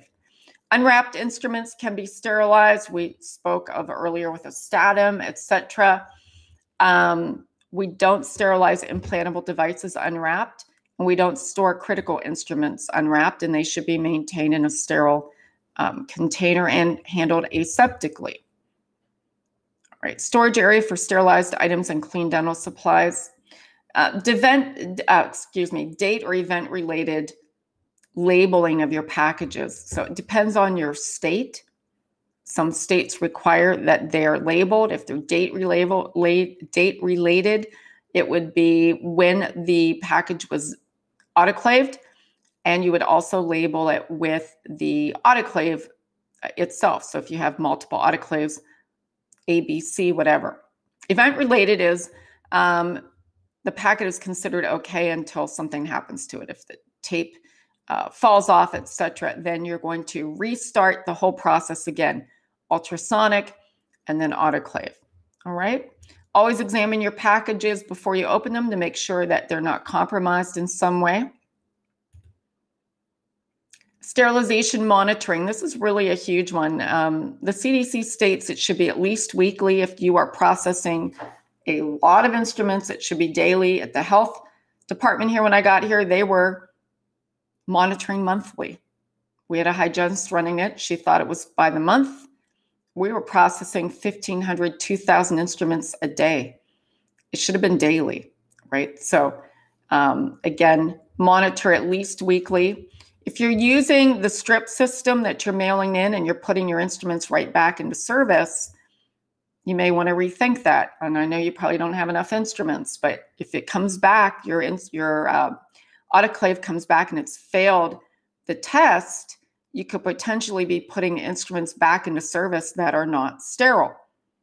So if you get a negative test, you're going to want to re-challenge it again. If it's negative again, the autoclave's got to be sent somewhere to be repaired. Now, I recommend that you have somebody in charge who is going to oversee your infection control program, and that includes your autoclaves. They're expensive, they're the workhorse in your practice, and they're the least loved piece of equipment in your practice. They need to be maintained daily, weekly, monthly, and at least annually, if not semi-annually. They should be sent off to the manufacturer to be recalibrated, refurbished. They will clean it. They will change the gaskets for you and so forth, leave you a loaner. And it extends the life of your autoclave. It lessens the chance that you're going to fail a spore test. And I have inspected practices, and this is not my photo, by the way, but I've gone into practices where I've seen green mold growing in the tubing because nobody is monitoring the autoclave. Nobody's maintaining it. And if someone like me comes into your practice, and the first thing I do is I look at your autoclave because it tells me a lot about what's going on in your infection control. If nobody is maintaining your autoclave, I'm going to look a lot deeper around, right? If I see green mold in the vinyl, I'm like, okay, we've got one of these situations going on. All right, let me see your spore test. I've been in situations where the spore testing hadn't been done for a year and a half, but there's nobody in there enforcing this because it's not required in most states. Only 2 states have active, regular inspection of dental practices, and it takes them about 2 years to get through the cycle. It's a lot of practices. They're relying on the licensee to do what they are supposed to do. All right, so we talked about what happened with a positive spore test. Challenge it, send it off, be fixed. When it comes back, you're going to run 3 empty loads and re-challenge that autoclave. And if it passes, then you're fine. All right, environmental infection control, clinical contact surfaces. These come into contact with patients directly, or our gloved hand, and housekeeping surfaces do not come into contact with patients or devices. So it's everything else. The CDC states limited risk of disease transmission. I don't agree with that because we are dealing with aerosol and we're dealing with cross-contamination. All right, so before we get into this, I want to show you a quick video. This is Contagion Live, and this is how Clostridium difficile is transmitted to patients. And I want you to, if you haven't heard of Clostridium difficile, the course is available on demand. It's also live next week. I'll be presenting it, I think, Tuesday night. I know our clinicians certainly have heard of it, or prescribers. Patient gets it when they take an antibiotic. But I want you to dispel the myth that it's the patient who's the carrier, because we know that's 0.4 to 15% of the general population. That 15% is someone like me who's had C. difficile or someone who's been in a hospital. We're seeing the hospital cases and nursing home cases decline. We're seeing an increase in the outpatient setting. So here are 6 experts and they're going to tell you exactly how patients get C. difficile for the most part. And they're going to call out dental practices as well as physicians' offices and other outpatient settings because of the level of C. difficile spore contamination in those facilities.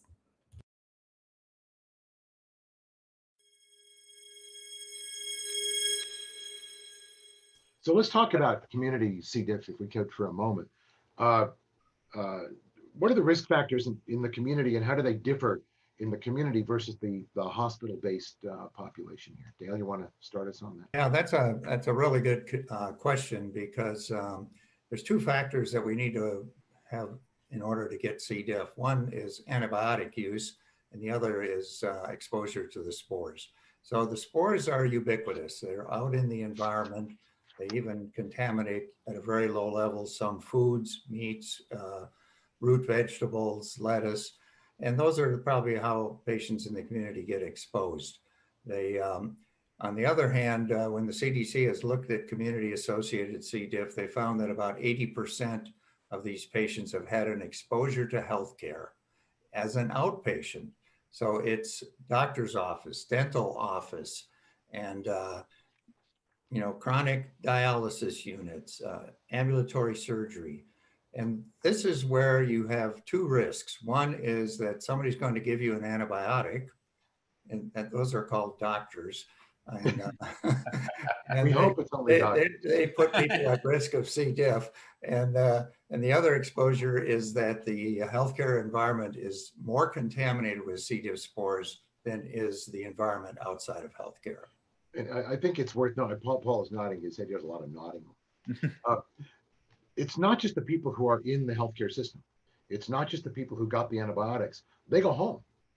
They've got spores, and then their families are exposed. So it seems to me that that's part of the issue, isn't it? And those spores can live for a significant period of time on many different surfaces, even when exposed to sunlight. And you'll see some data that says alcohol in certain products can kill the spores, but that it really has to be used properly, where the liquid sits on a surface for a significant period of time to have its effects. So the fact that the spores can be taken home with you on your lab coat and in your house and on surfaces for 6 months or a year or longer certainly put people at risk.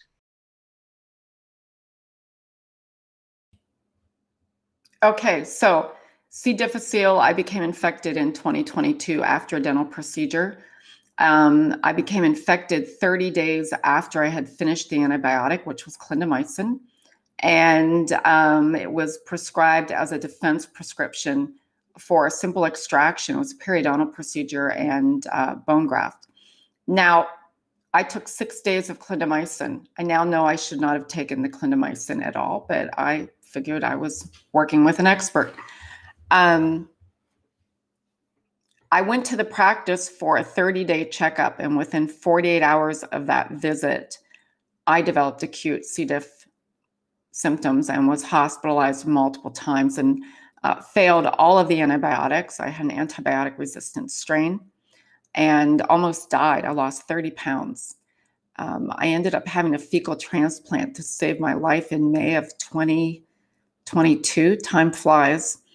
If you want to hear more about C. difficile and ways to mitigate it, you all are at risk for developing a C. difficile infection by being healthcare workers if you ever need to take an antibiotic.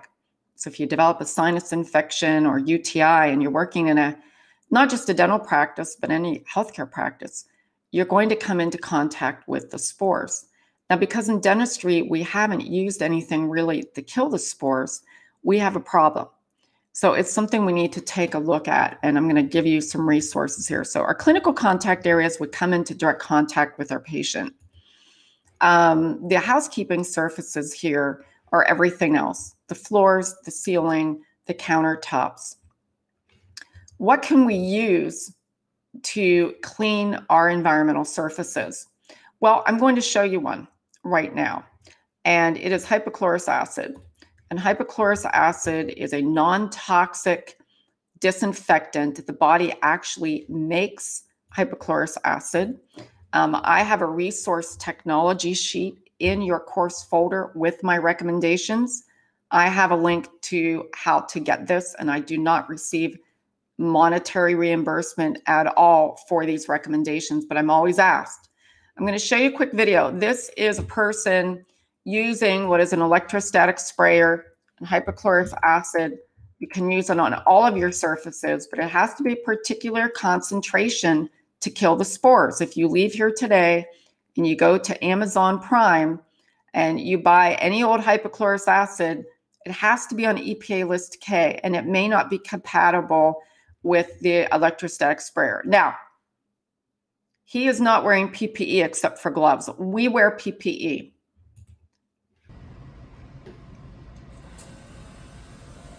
So you can use it on everything. I'd recommend in your dental practice, whatever not needs to be on a counter, remove it. This is an infusion center in a hospital. This material that he is spraying is NADCC tablets. You drop 4 tablets in the container. You'll get about 8 to 10 operatories from that one container, so you can mix it as you need it. Dissolves in a few minutes. You can use it on all your surfaces. We had someone bring up keyboards and mouse pads and all of it. Electronics, leather, granite, but it has to be a near neutral material. And NADCC tablets, and we have them listed for you on the technology page, is ideal. Blood pressure cuffs, clinical surfaces, housekeeping surfaces. He's going to hit the cloth over there. I recommend you use this in your lab. I recommend at lunchtime, use it in your reception area. It won't fade carpet. It won't fade any upholstery that you may have. And the link for this video, I will put it right here.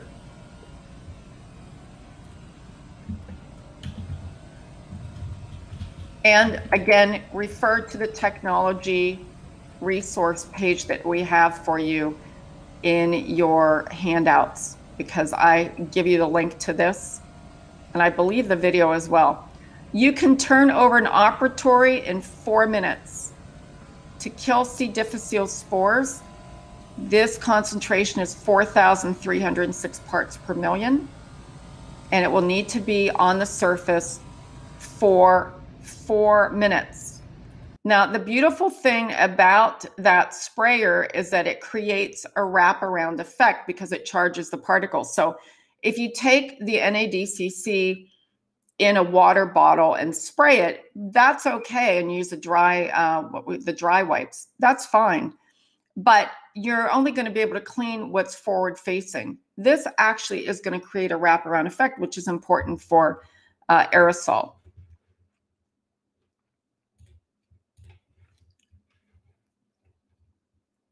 Now, here is someone using it in a dental practice very quickly.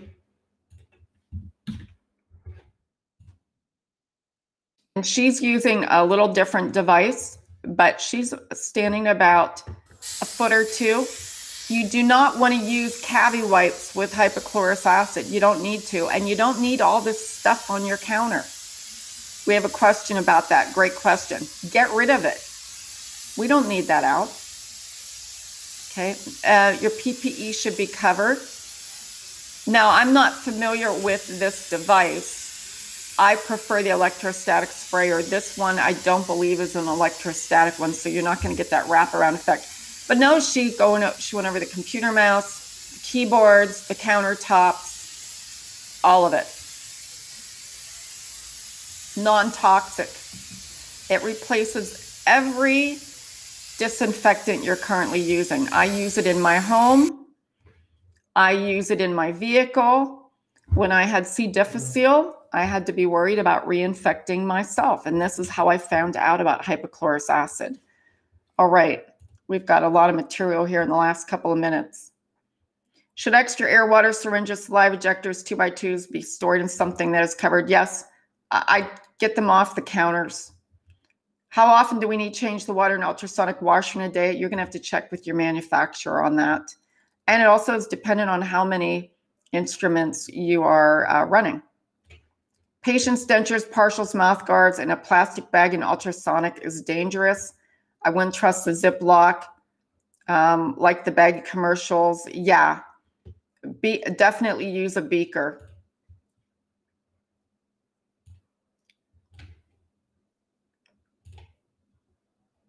So that machine was called Protexus, and you'll see the link to the Medical Partners International, and you're going to find it's less expensive than what you're using right now. You're not shipping water, you're shipping dry tablets.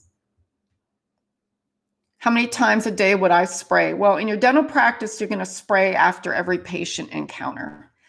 And again, there's a course, you're going to see a link on hypochlorous acid that I present, and I go through all of the deep and dirty on that. And then it's an hour long. You can always reach out to me through the website, and I'm happy to help you as well. Okay, so clinical contact surfaces, housekeeping surfaces, hypochlorous acid. This is the same practice here we were looking at earlier.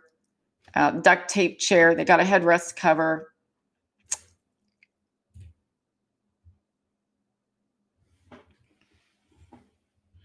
Okay, and again, housekeeping surfaces, floors, walls, and sinks, hypochlorous acid. So the particular brand that I sent y'all to through Medical Partners International, they make a tablet that has a little surfactant in it, which is good for your floors, your high touch areas. And they also sell dry wipes. So you can make your own little vat of wipes with this hypochlorous acid, use it for the armrest, counters, wherever there's an area of high touch. If you are using a service that is coming in and cleaning your operatories, your dental practice, find out what they're using. Are they using EPA disinfectants? Are they using disposable mop heads? Those are questions you should be asking, because if they're using Mr. Clean and the same mop that they used in gastroenterology down the hall, not a good strategy for you. Spills of blood and body substances, hypochlorous acid. Carpet and cloth furnishing, hypochlorous acid. Again, if you're using the wipes, Cava wipes, they are not on EPA List K, and they will not kill C. difficile spores. If you're making your own hypochlorous acid, probably your generator is not at a concentration great enough to kill C. difficile spores, and you have to look at the pH. We saw that video I played earlier. Here's the video to the sprayer somebody was asking. Here's the course to the hypochlorous acid. Also course that I present on effective surface decontamination. We have a free C. difficile toolkit, and I would urge you to take a look at that. Regulated medical waste should be packaged in a biohazard bag and follow your federal, state, and local regulations. Dental unit water lines, biofilm, and water quality. So this week we presented a course on the top 10 infection control, essential infection control strategies in the dental practice. And Amanda Hill presented water lines and suction. Now, if you go to our website, it is on demand. We're going to send you a link after this, and we go through very much detail on water lines as well as water quality. Your water has to be tested, even if you're using purified water, because of biofilm, right? If you're not using bottled water, it should be less than 500 CFUs for public drinking water. Your water lines should be tested. You should be using anti-retraction mechanisms, and you should be cleaning and shocking and testing those water lines with regularity. There was outbreaks recently of practices in Irvine, Southern California, that were not doing that. And these patients developed non-tuberculosis mycobacterial infections, odontogenic infections, some of them months after they were actually exposed. Boil water advisory, if that ever occurs, follow your local municipality. Make sure you discharge water through your lines, clean, shock, test your lines. Special considerations, dental hand pieces, follow manufacturer's instructions, autoclave them. Do not advise your patients to close their lips tightly around the tip of the saliva ejector to evacuate oral fluids, because they're going to pull what's in your suction line potentially back in their mouth. Even if you have a retraction device, that retraction device is sometimes 6 feet away, right? So don't ever have them do that. Dental radiology, we had a comment about the automated systems, the automated developers. But those of you using digital as well, FDA cleared barriers and hypochlorous acid.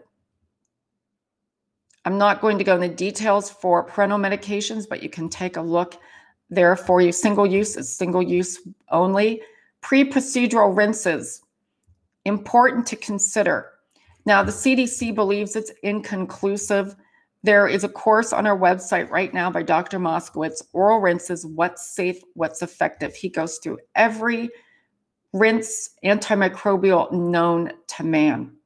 All right, it's 1.5 units.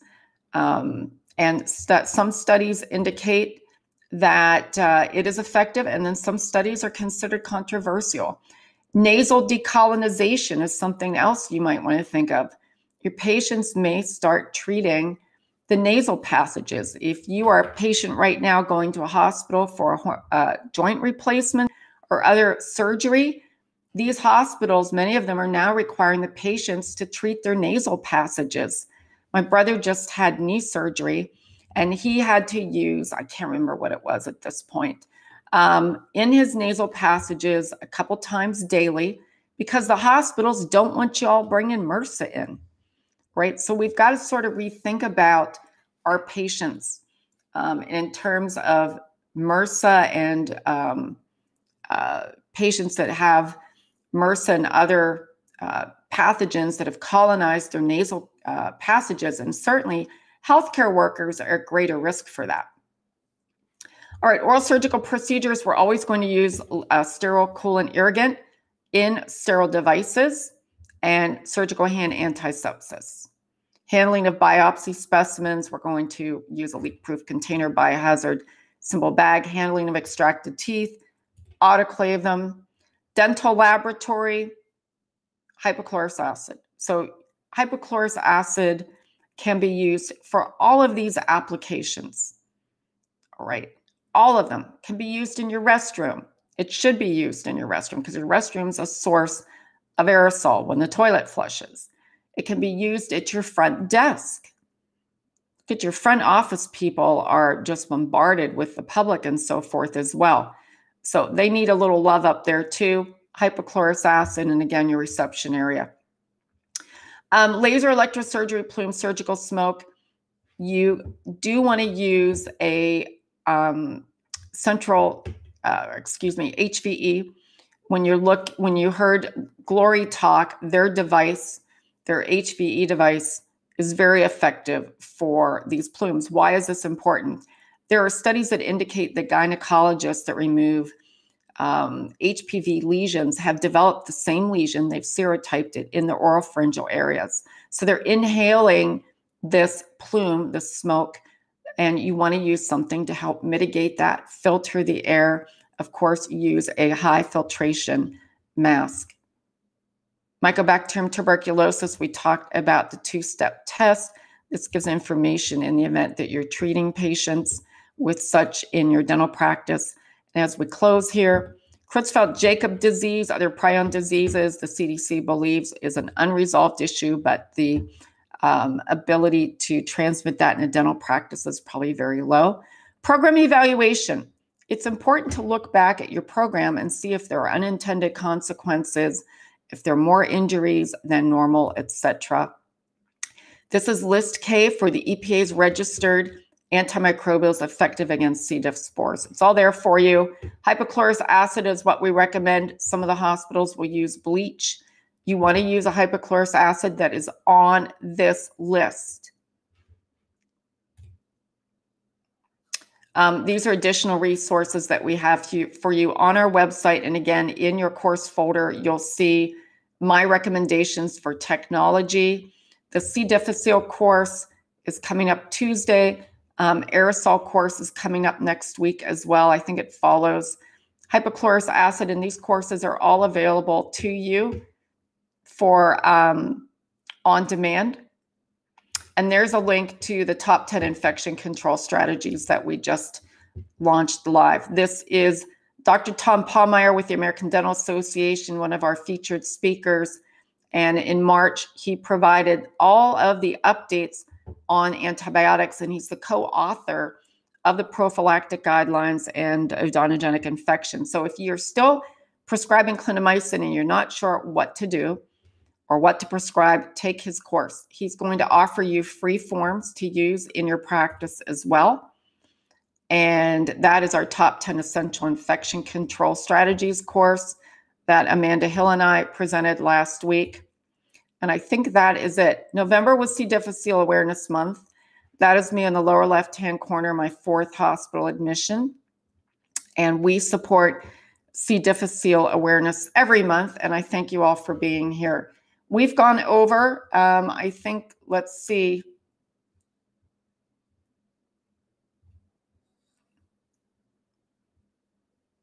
Lead apron details. So lead aprons can be wiped down with hypochlorous acid. Of course, we're always going to use lead aprons, but I would wipe them with hypochlorous acid in the dry wipes. The dental office I'm in, we don't use burrs twice. They're single use. Some are sterile. Some burrs can be autoclaved, apparently, if you're cleaning them properly.